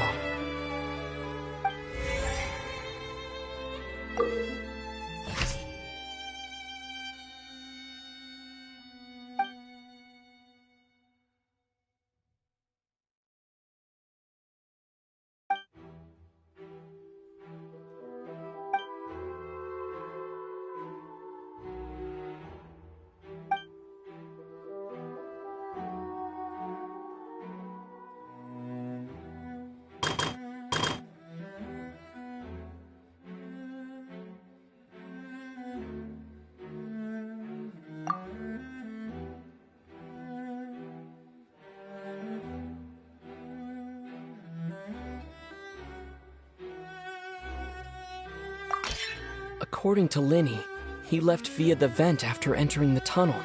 He couldn't have had that altercation with Halsey.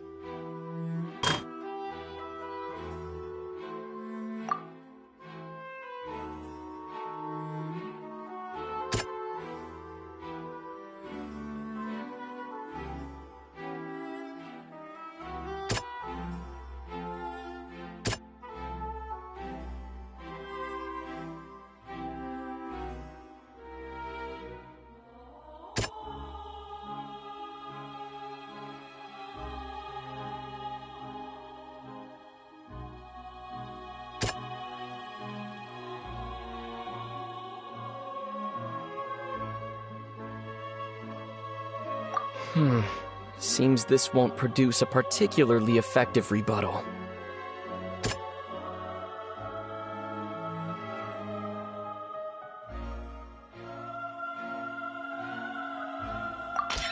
Linney went to the room that contains the Oratrice's core. This is the actual truth.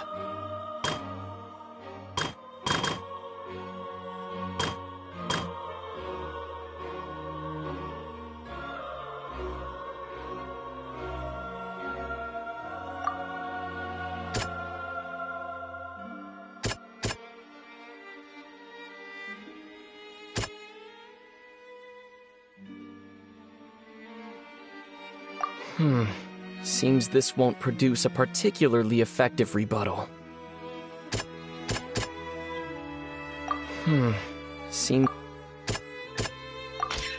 Linney did not take part in the underground altercation.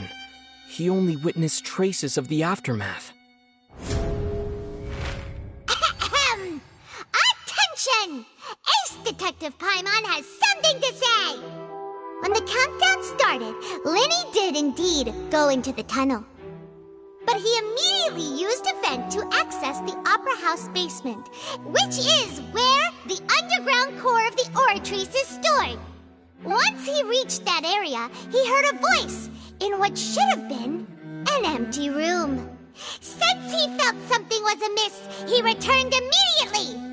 The crime scene had already developed by the time he reached the tunnel again, and in order to complete the magic trick, he did not remain there for any length of time. Finally, he reached the surface, and that was when the accident happened from his point of view. Therefore, he's innocent!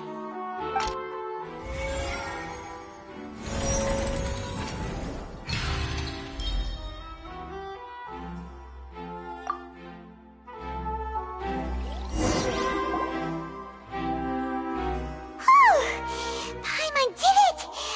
Paimon actually managed to say all that! Wasn't it awesome? In other words, you believe that he knew nothing of the incident? That's right!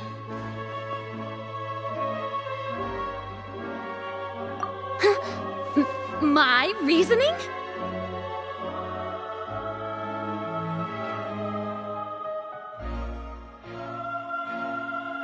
If that's the case, then if Cowell hadn't entered the tunnel, who was the entire setup meant to kill? Assuming that what you say is true, Linny only needed to kidnap the young girl to cause a new disappearance case. What would the point of killing someone on stage be? Oh, they have a point. That's right, you tell them! And that's why they're partners of mine. They've managed to turn things around. Oh, well, your denial is very strident, I'll give you that. But what proof do you have to back your claims?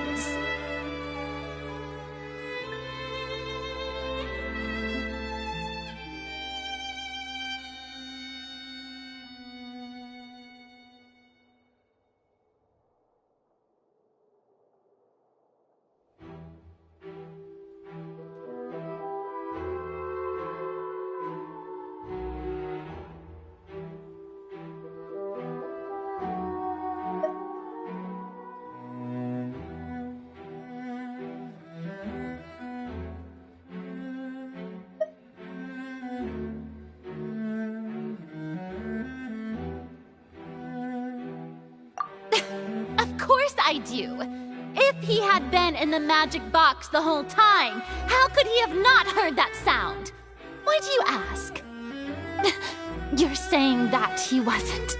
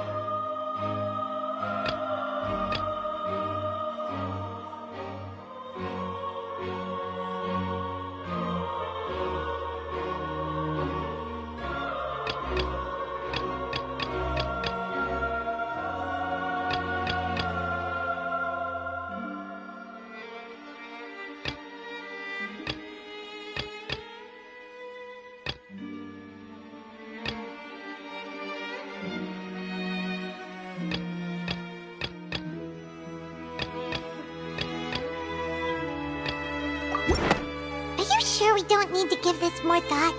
Paimon thinks there's something off here.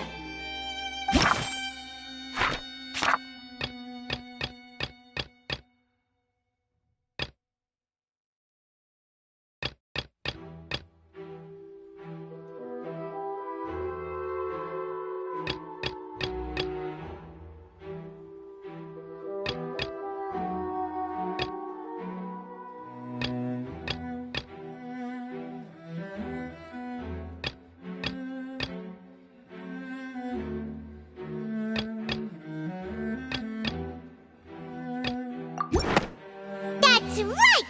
Lenny wasn't in the box or in the tunnel. That's why he didn't hear anything strange during the performance. This means that when the crime happened, Lenny had already entered the basement via the vent. The same clue you used to disprove his alibi has now become the best proof! How do you like that? Well played. To think you'd use such logic. Well then, if it wasn't Lenny who committed the crimes, then who was it?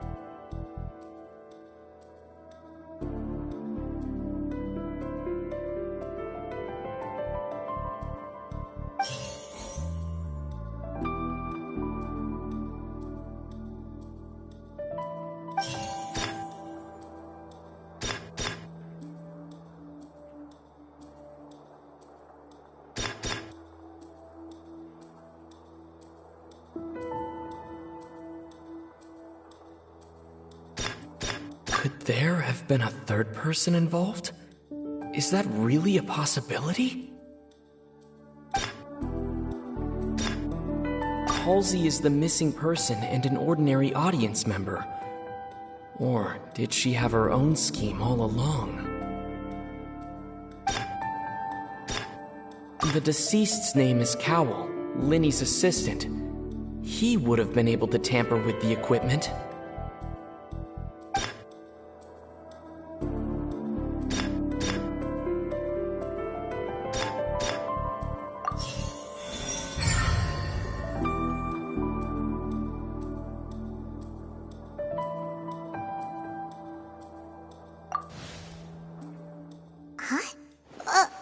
That can't be right. Are you serious? The killer was, in fact, Cowell, the deceased! Oh, is that so? How interesting! Let's hear your reasoning then. What I must do next is recreate the truth. What Cowell did, and how he went from would-be perpetrator to victim.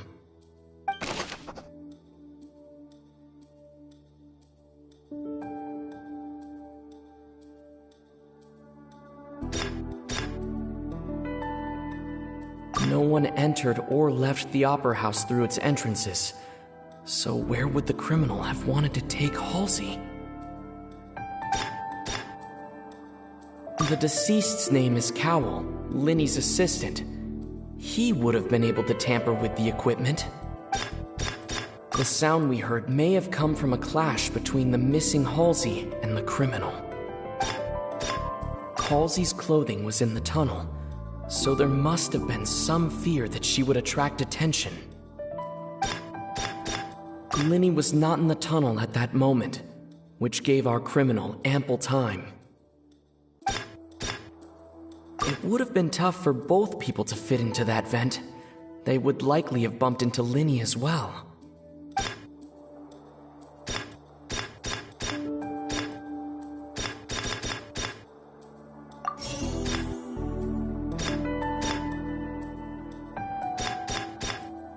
Linny was not in the tunnel at that moment, which gave our criminal ample time. The sound we heard may have come from a clash between the missing hulls.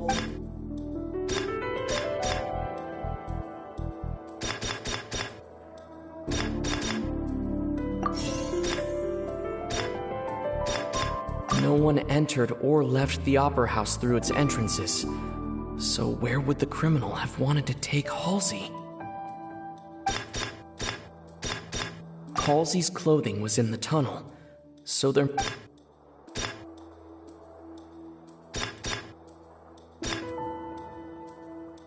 Linny was not in the tunnel at that moment.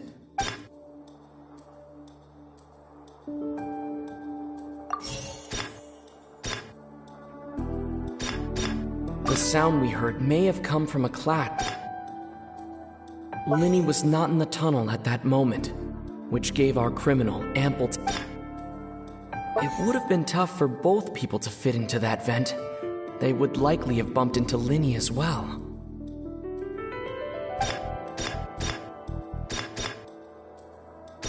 Linny was not in the tunnel at that moment.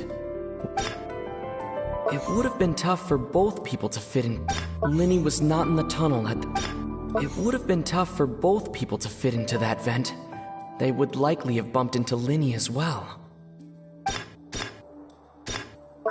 It would have been tough for both people to fit into that vent.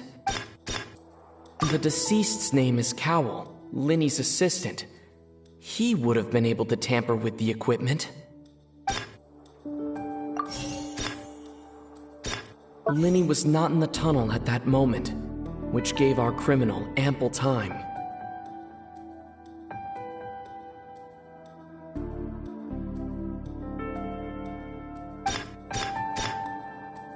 No one entered or left the Opera House through its entrances, so where would the criminal have wanted to take Halsey?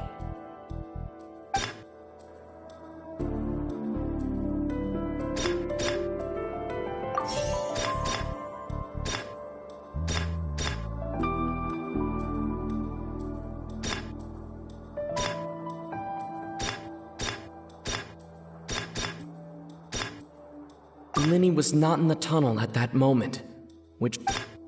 It would have been tough for both people to fit into that vent. They would likely have bumped into Linny as well. The sound we heard may have come from a clap. Halsey's clothing was in the tunnel, so there must have been some fear that she would attract attention.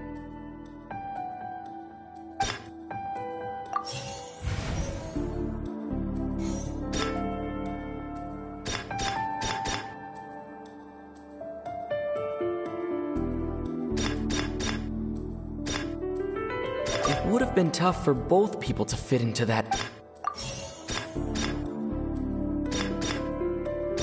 Linny was not in the tunnel at that moment. No one entered or left the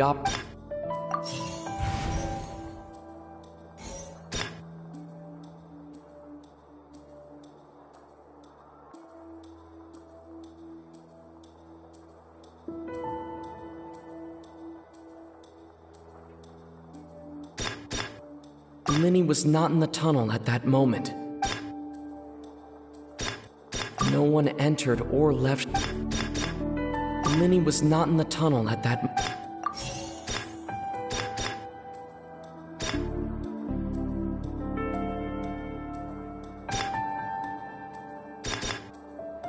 The deceased's name is Cowell, Linny's assistant. The deceased's name is Cowell. It would have been tough for both people to...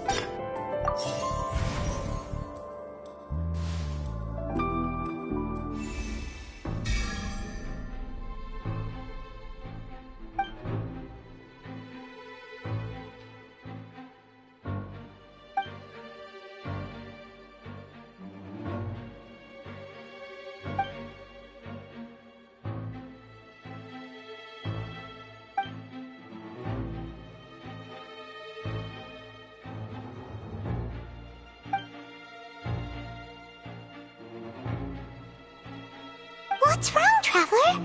Are you still having trouble figuring things out? I see how it is. So this was all just a bluff. And here I thought you had something to show for it. But it seems you're still far from the truth. Look, since we're at a dead end, why not consider a different track?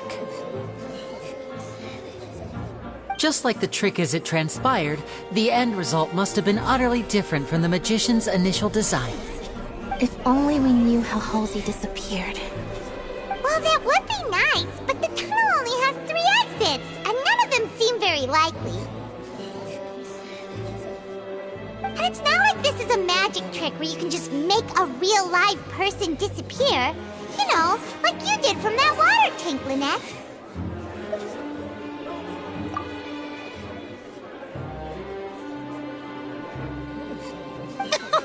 Excuse my interruption, dear opponents, but do you not see that the crowd is growing impatient? There is no greater sin in this opera house than an awkward delay in the performance.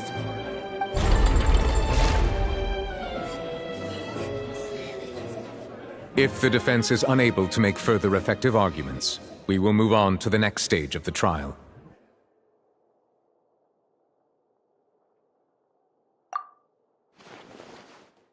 Linny was not in the tunnel at that moment, which gave our criminal ample time.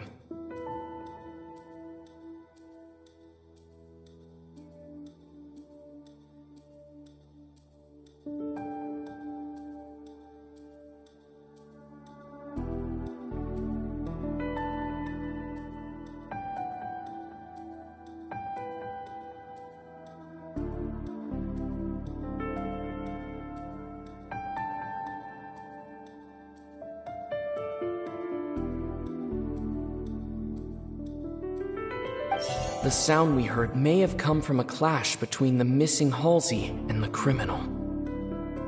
The deceased's name is Cowell, Linny's assistant. He would have been able to tamper with the equipment.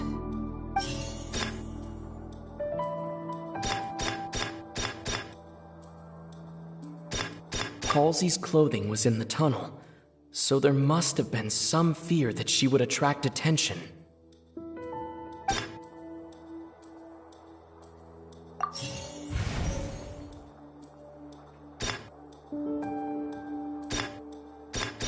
The vase was not broken by chance. It was used to cover important evidence. The water.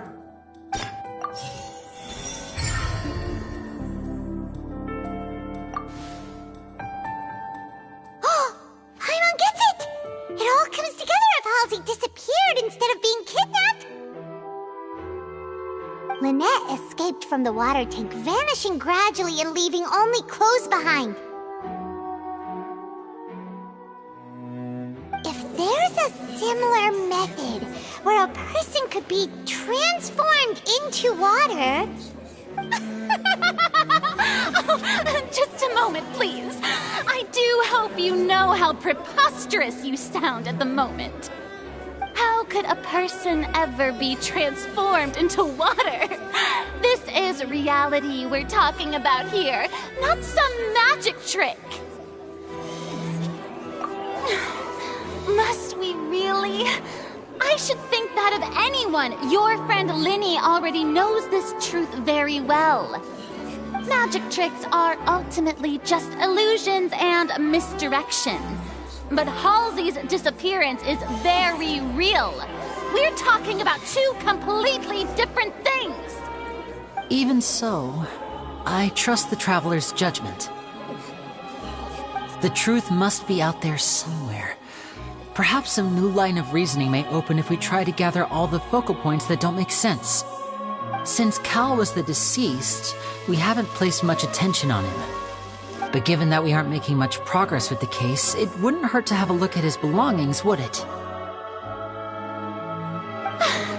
People really do come up with all sorts of harebrained schemes when at the end of their rope.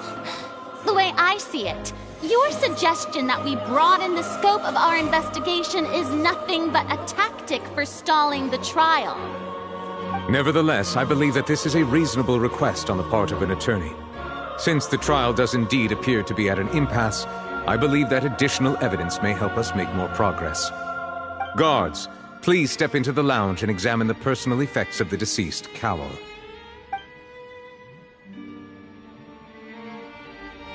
We are still examining the items, but we have already made critical progress that we feel must be shared with everyone post-haste. We discovered several test tubes of fluid within Cowell's baggage, each labeled separately.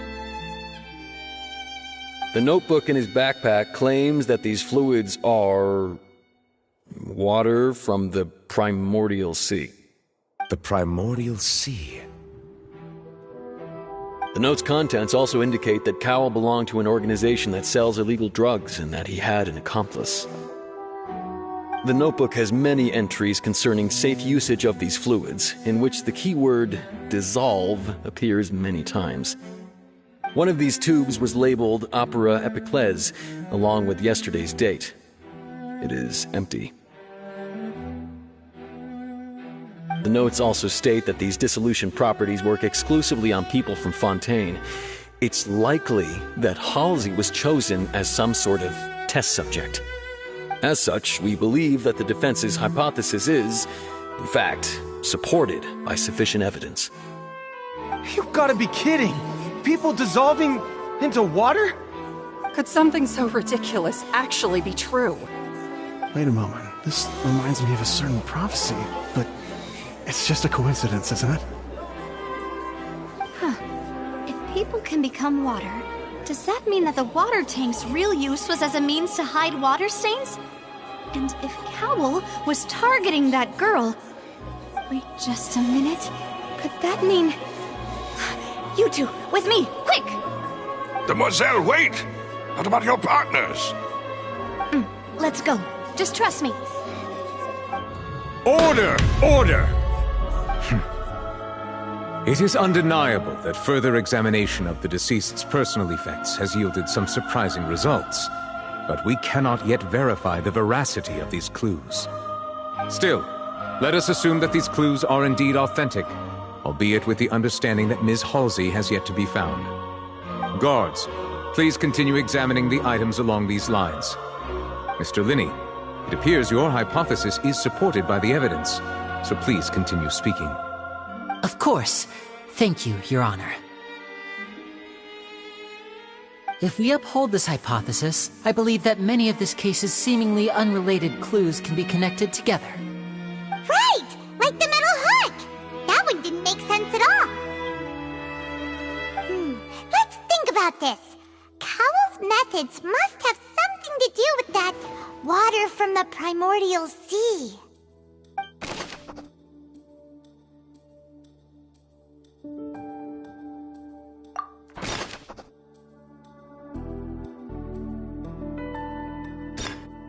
The deceased's name is Cowell, Linny's assistant. The water from the primordial sea should already have been prepped before Halsey entered the magic box. Lynette was in the magic box on stage the entire time. Did she have something to do with this? I remember there was something else within the inner layer of that box. Now it seems like the hook rope was not meant for another magic trick, but was instead some form of triggering mechanism.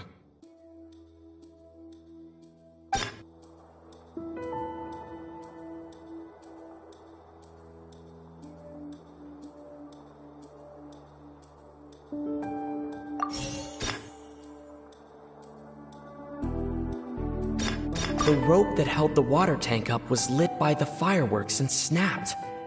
As such, the focus here is on the water and not the tank.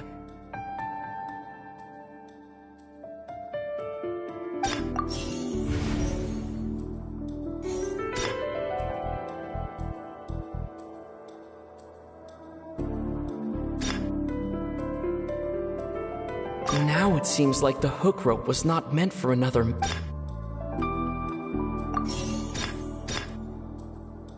The rope that held the water tank up was... Lynette was in the magic box on stage the entire time.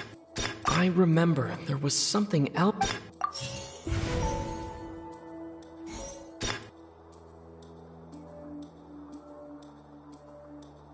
The water from the primordial sea.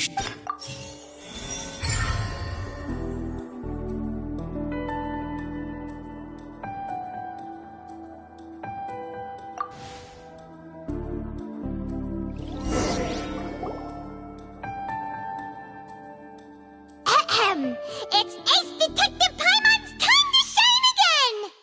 In the original plan, Cowl would tamper with the water tank rope and the number selector securing his target.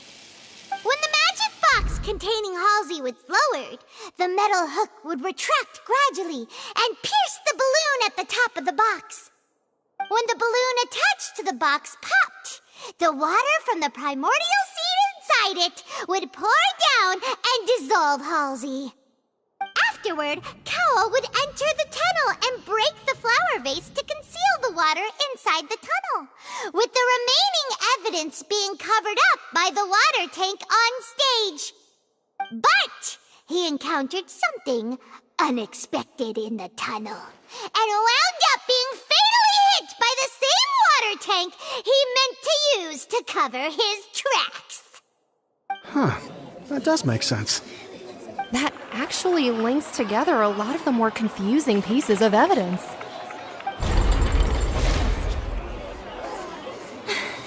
Oh dear, what do I do?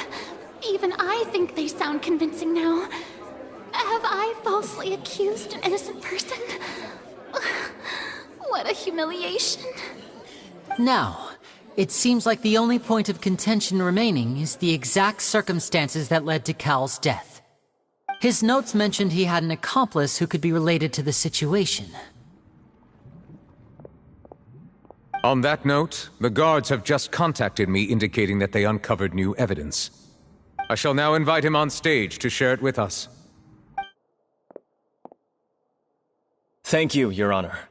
We were just inspecting the luggage of the other people involved in this case.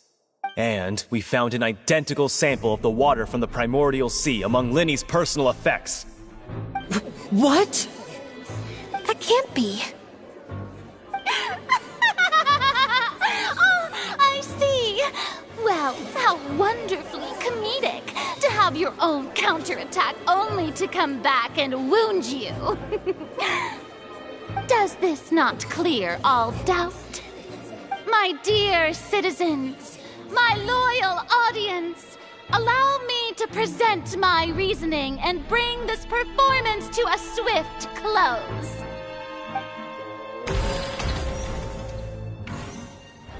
Linny did not need to take part in the dissolution of the young woman at all. Indeed, he did leave the scene via the vent. Having made modifications to the props beforehand, his accomplice Cowl then caused Halsey to vanish using the water from the primordial sea.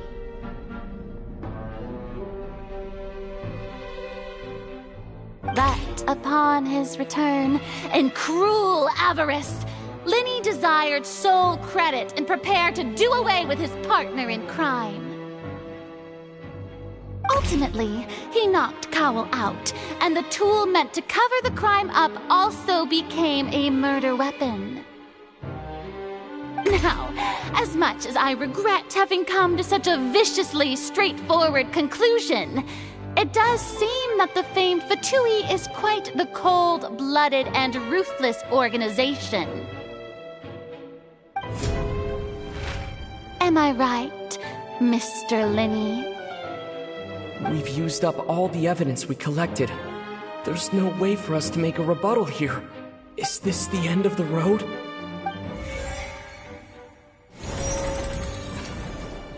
Oh no! Paimon can't think of anything either. It doesn't look like there's any way around this. Seems using the water as new evidence was too good a move. Why did this have to happen now? I think we've all seen enough now, and we have ample witnesses to my flawless reasoning. I believe this is indeed the finale.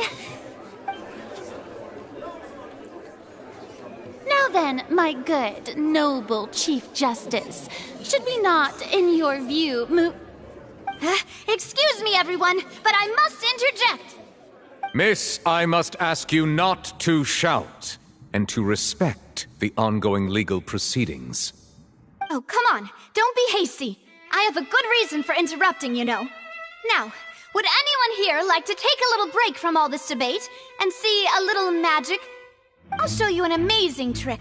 One that can bring a young woman who has disappeared back in the flesh, right before your very eyes. Please, do the honors, Mr. Linney, if you would be so kind. What in the world is she saying? No offense, miss, but miracles like that are beyond my scope as a magician.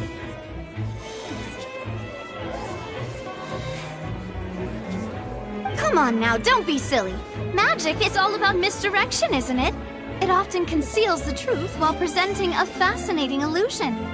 But once everyone believes the illusion, can't magic reveal the truth to them once again?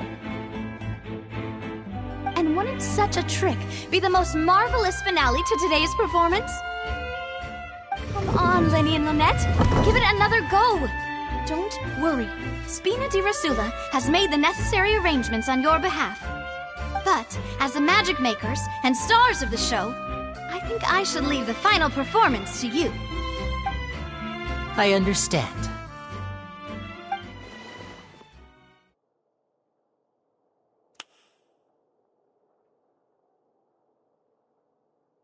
And voila!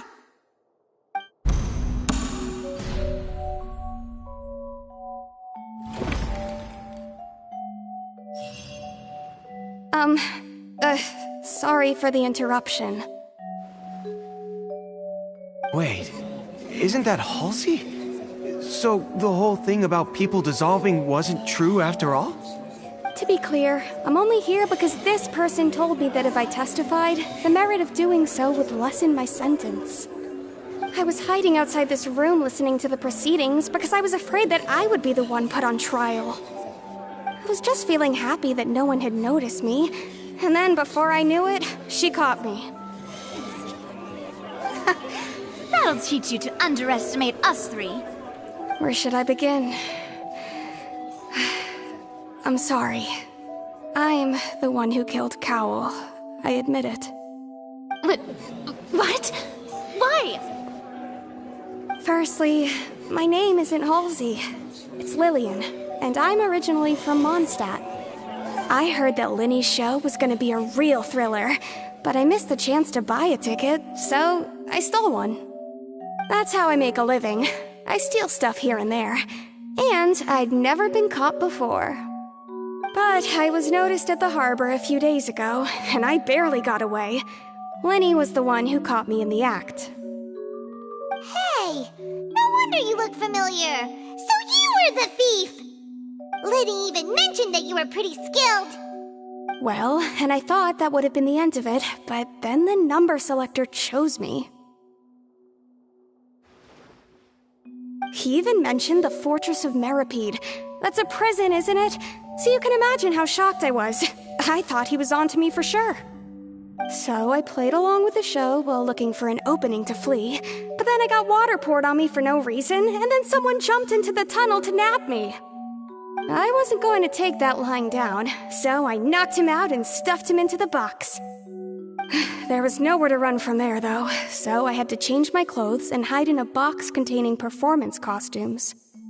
I slipped out after the first guard arrived at the scene and continued hiding inside the opera house. Can a person even hide in there?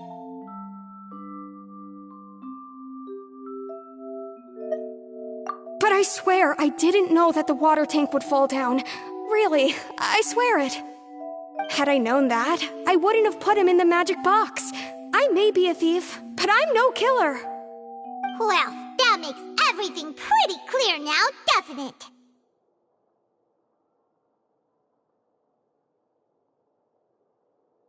This time, we need to tell the entire story from Lily-Ann's perspective.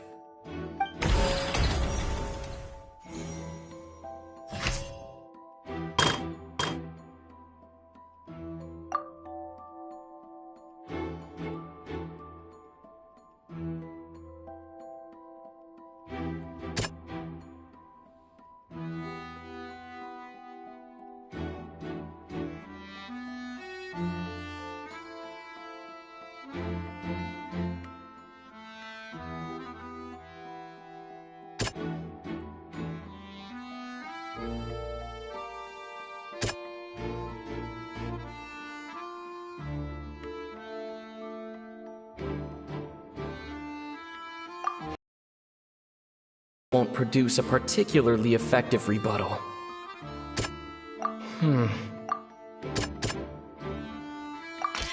The strange sound wasn't from a fight. It was Lilianne's attempt to break out when she was frightened.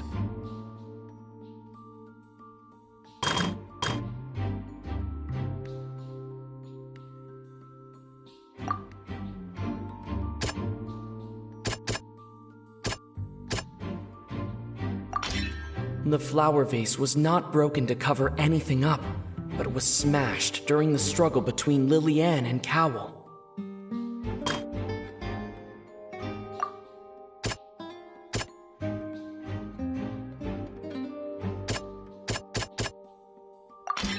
Lilianne was afraid that she would be recognized if she left, so she changed clothes and hid, biding her time. Just what one might expect of an experienced thief. And it's Ace Detective Paimon time! Having been selected out of the blue, Lilianne panicked. Her panic only intensified after she entered the tunnel and had water poured on her head. So she kicked the door open, producing the thud we all heard. Hearing the commotion, Cowell leapt into the tunnel, only to discover that Lilianne had not dissolved.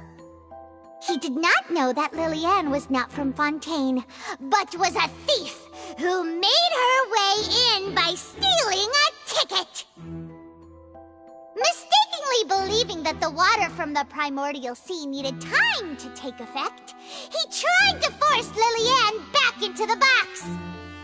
The two broke the flower vase during the struggle, but Lilianne came out on top, knocking Cowell out and putting him in the box. With no way of escaping, she changed her clothes and hid in the costume trunk until the performance ended.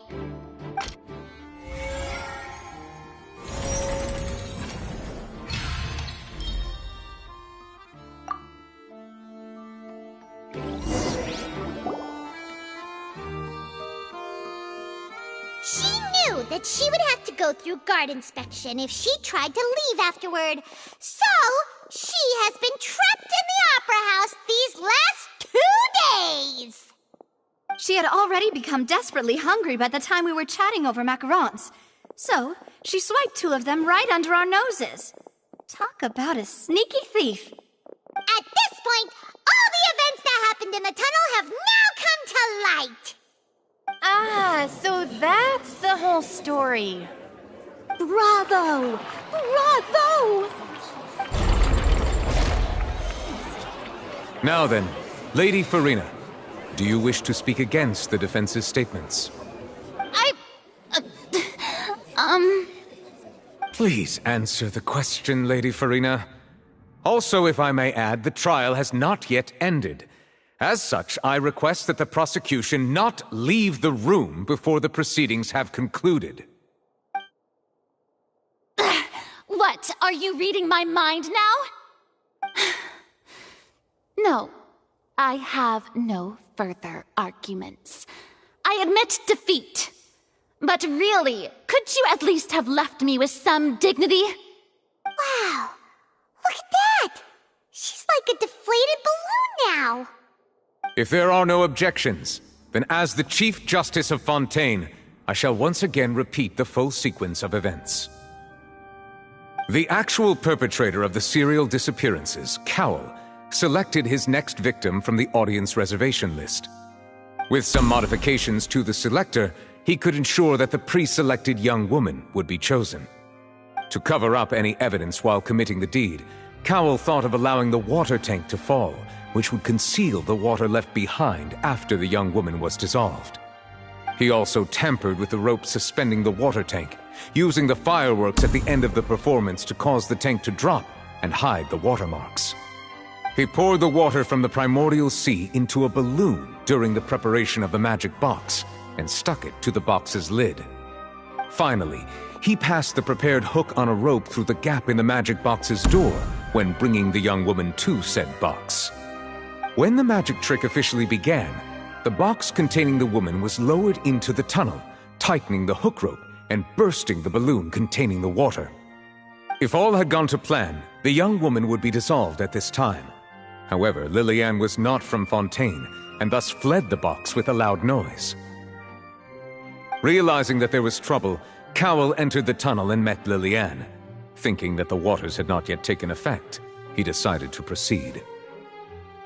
However, his opponent was more capable than he thought, and he was overcome, knocked unconscious, and placed into the magic box, and thus became his own final victim. Liliane, according to her own statements, then changed clothes and hid until the performance ended, before hiding in other parts of the opera house. As for Linny, he was in the underground structures within the opera house, and was thus ignorant of these happenings. From this reconstruction of events, we can conclude that Linny, the accused, is in fact...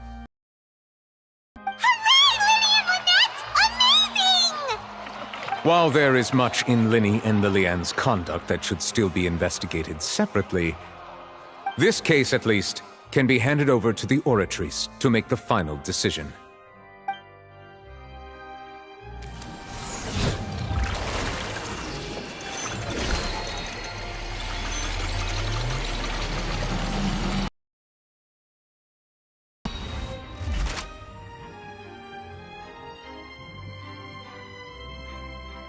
As such, Linny and Lynette are officially declared not guilty.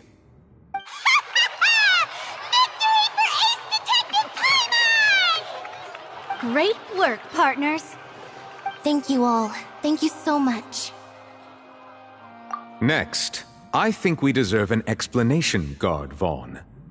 How did you find the water from the primordial sea in Linny's baggage? Right! Your discovery caused me to make a serious mistake, you know. Or was that not a discovery, but false evidence that you dared to bring before this court? I suspect that the accomplice mentioned in Cowell's notes was not Linny, but you, yes?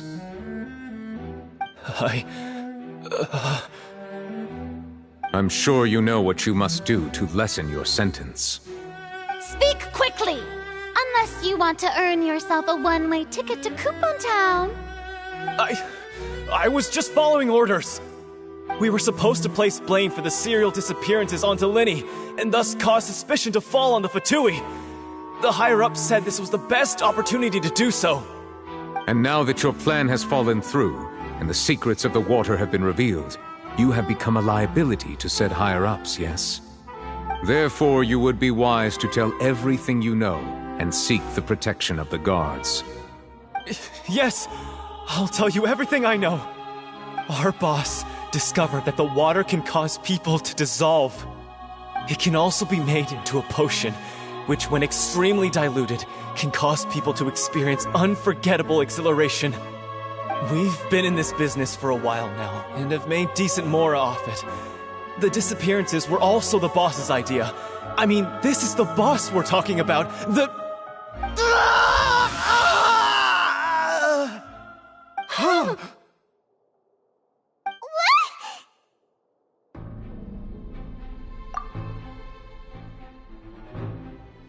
And now he can no longer talk. Such ruthlessness. I shouldn't have expected any less of them. An outrageous act. All present, please submit to inspection immediately.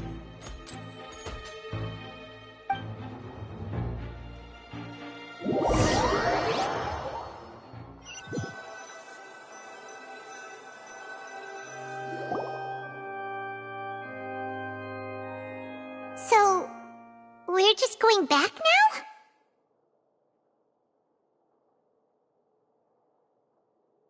That's true, but...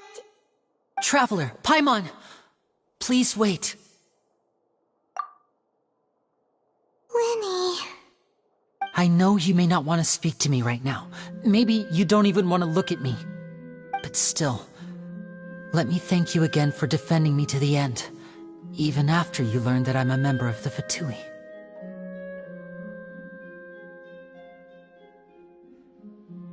I guess. But regardless, I'd like the opportunity to set things straight. I didn't approach you with any ulterior motives or ill intent. I've spoken to you as myself, just plain Linny this entire time. As for why I'm a Fatous, it's because the goals of the House of the Hearth align with those of an orphan like me. That's all. That was how Father, who you might know as the Knave, approached recruiting us back then too. A knave? The one who controls the House of the Hearth?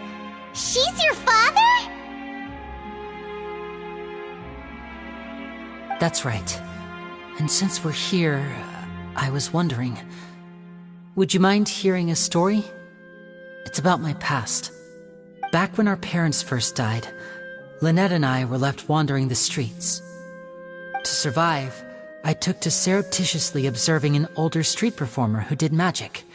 It took me several days to figure out how he pulled off his amazing tricks. I took my sister through several streets until we found a crowded corner, and we began to perform magic tricks there. To my surprise, we proved to be pretty popular, and we could at least stop worrying about where our next meal would come from for a time. But I didn't want my sister to remain a street rat together with me forever. Before long, an aristocrat came to me and claimed that he wished to take us in after watching my performances. So you went from orphans to nobility just like that? That was how we felt at first too. As if fate was on our side and we could say goodbye to those painful days. But I gradually discovered that while we were called foster children, he was really after my talent for magic tricks. He would constantly take me to all sorts of banquets to garner attention, which he would then use to expand his social circles. That doesn't seem too bad either. Better than roaming the streets at any rate. It took a while for me to realize just how dark his heart really was. After one particular performance at a banquet, I discovered that Lynette was not on the same return vehicle as me. I waited a long time after we returned home, but she did not come back. I went to that noble's bedroom and asked him about her whereabouts. The answer he gave me was, she caught the eye of the most eminent person at the banquet, so I sent her over as a gift. I mean, you'll be able to perform your magic regardless of who your assistant is, yes? Oh no. So he was gonna... But wouldn't Fontaine's laws deal with such people? As far as outsiders are concerned, this is a relationship akin to adoption or foster care, and they have their ways of escaping the eye of the law. I managed to ferret out the location of the mansion of that soul and hurried through the night. But by the time I leaped over the walls, avoided the guards, and made my way in, all I saw was the moonlit ground covered in blood, and the knave standing there in the darkness. So, she'd already taken care of that guy. That's right. She had rescued my sister before she could come to any harm, and had even discovered several girls hidden in a basement, all of them orphans. Father, I mean, the knave, might have seen something in me, and so she made me an offer. The House of the Hearth welcomes you, for your interests align with ours. Here, none will ever betray you. Indeed, betrayal shall never be permitted here. I was hesitant to trust her.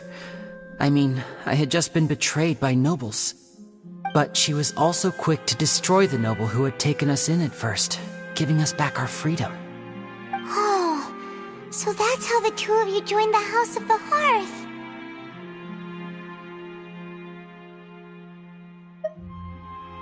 She has her own plans.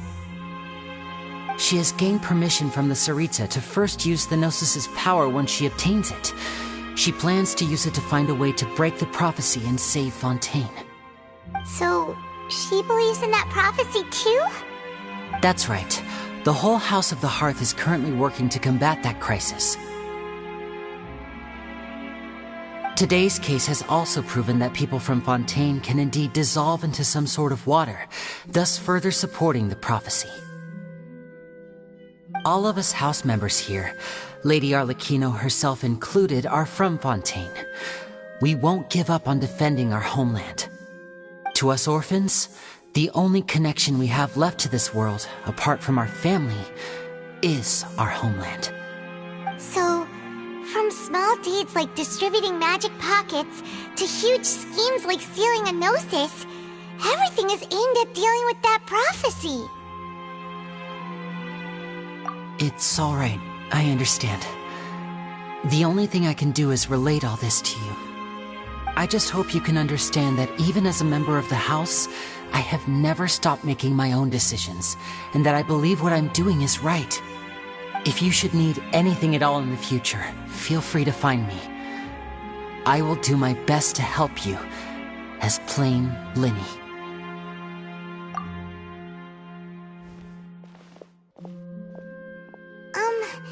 Bye, Linny!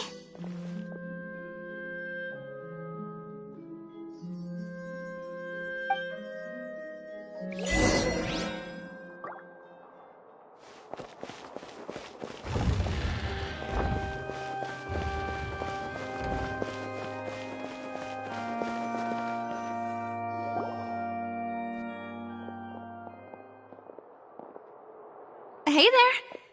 What was with the disappearing act you pulled right as the trial ended? Were you looking for us, Navia? Well, this whole thing isn't exactly over, is it? I do feel that we're getting closer to solving the serial disappearances case, though. Don't you think so, too?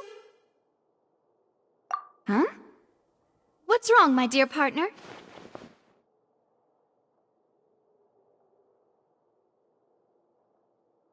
Besides, are you sure we're the ones who can crack a case that's been cold for decades now?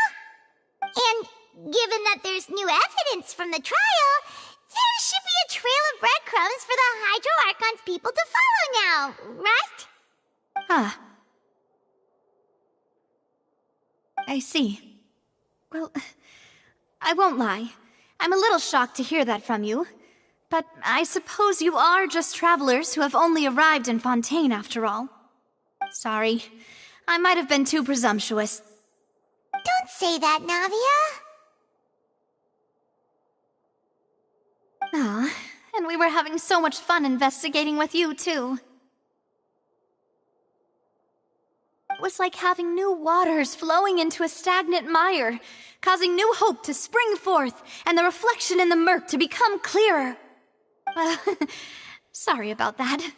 I'm a bit prone to nostalgia. Don't mind me. Wait, shall we have a farewell meal? You know, to commemorate our time as partners? Huh? Do we really need to get that formal? Well, guess you really did treat us as partners, huh? Well, I'd just like to have a proper ending to every important memory.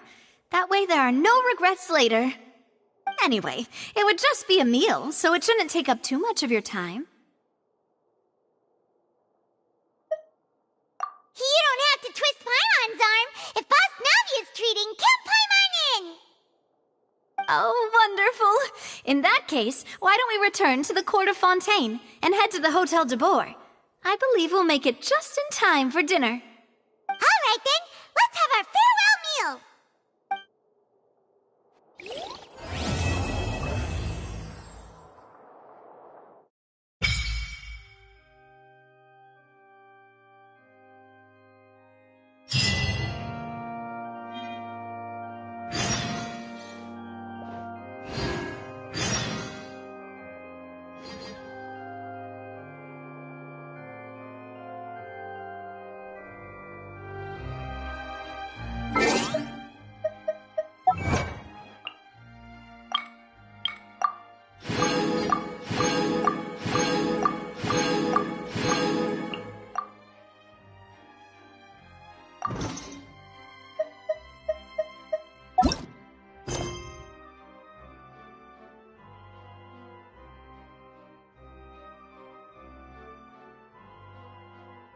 You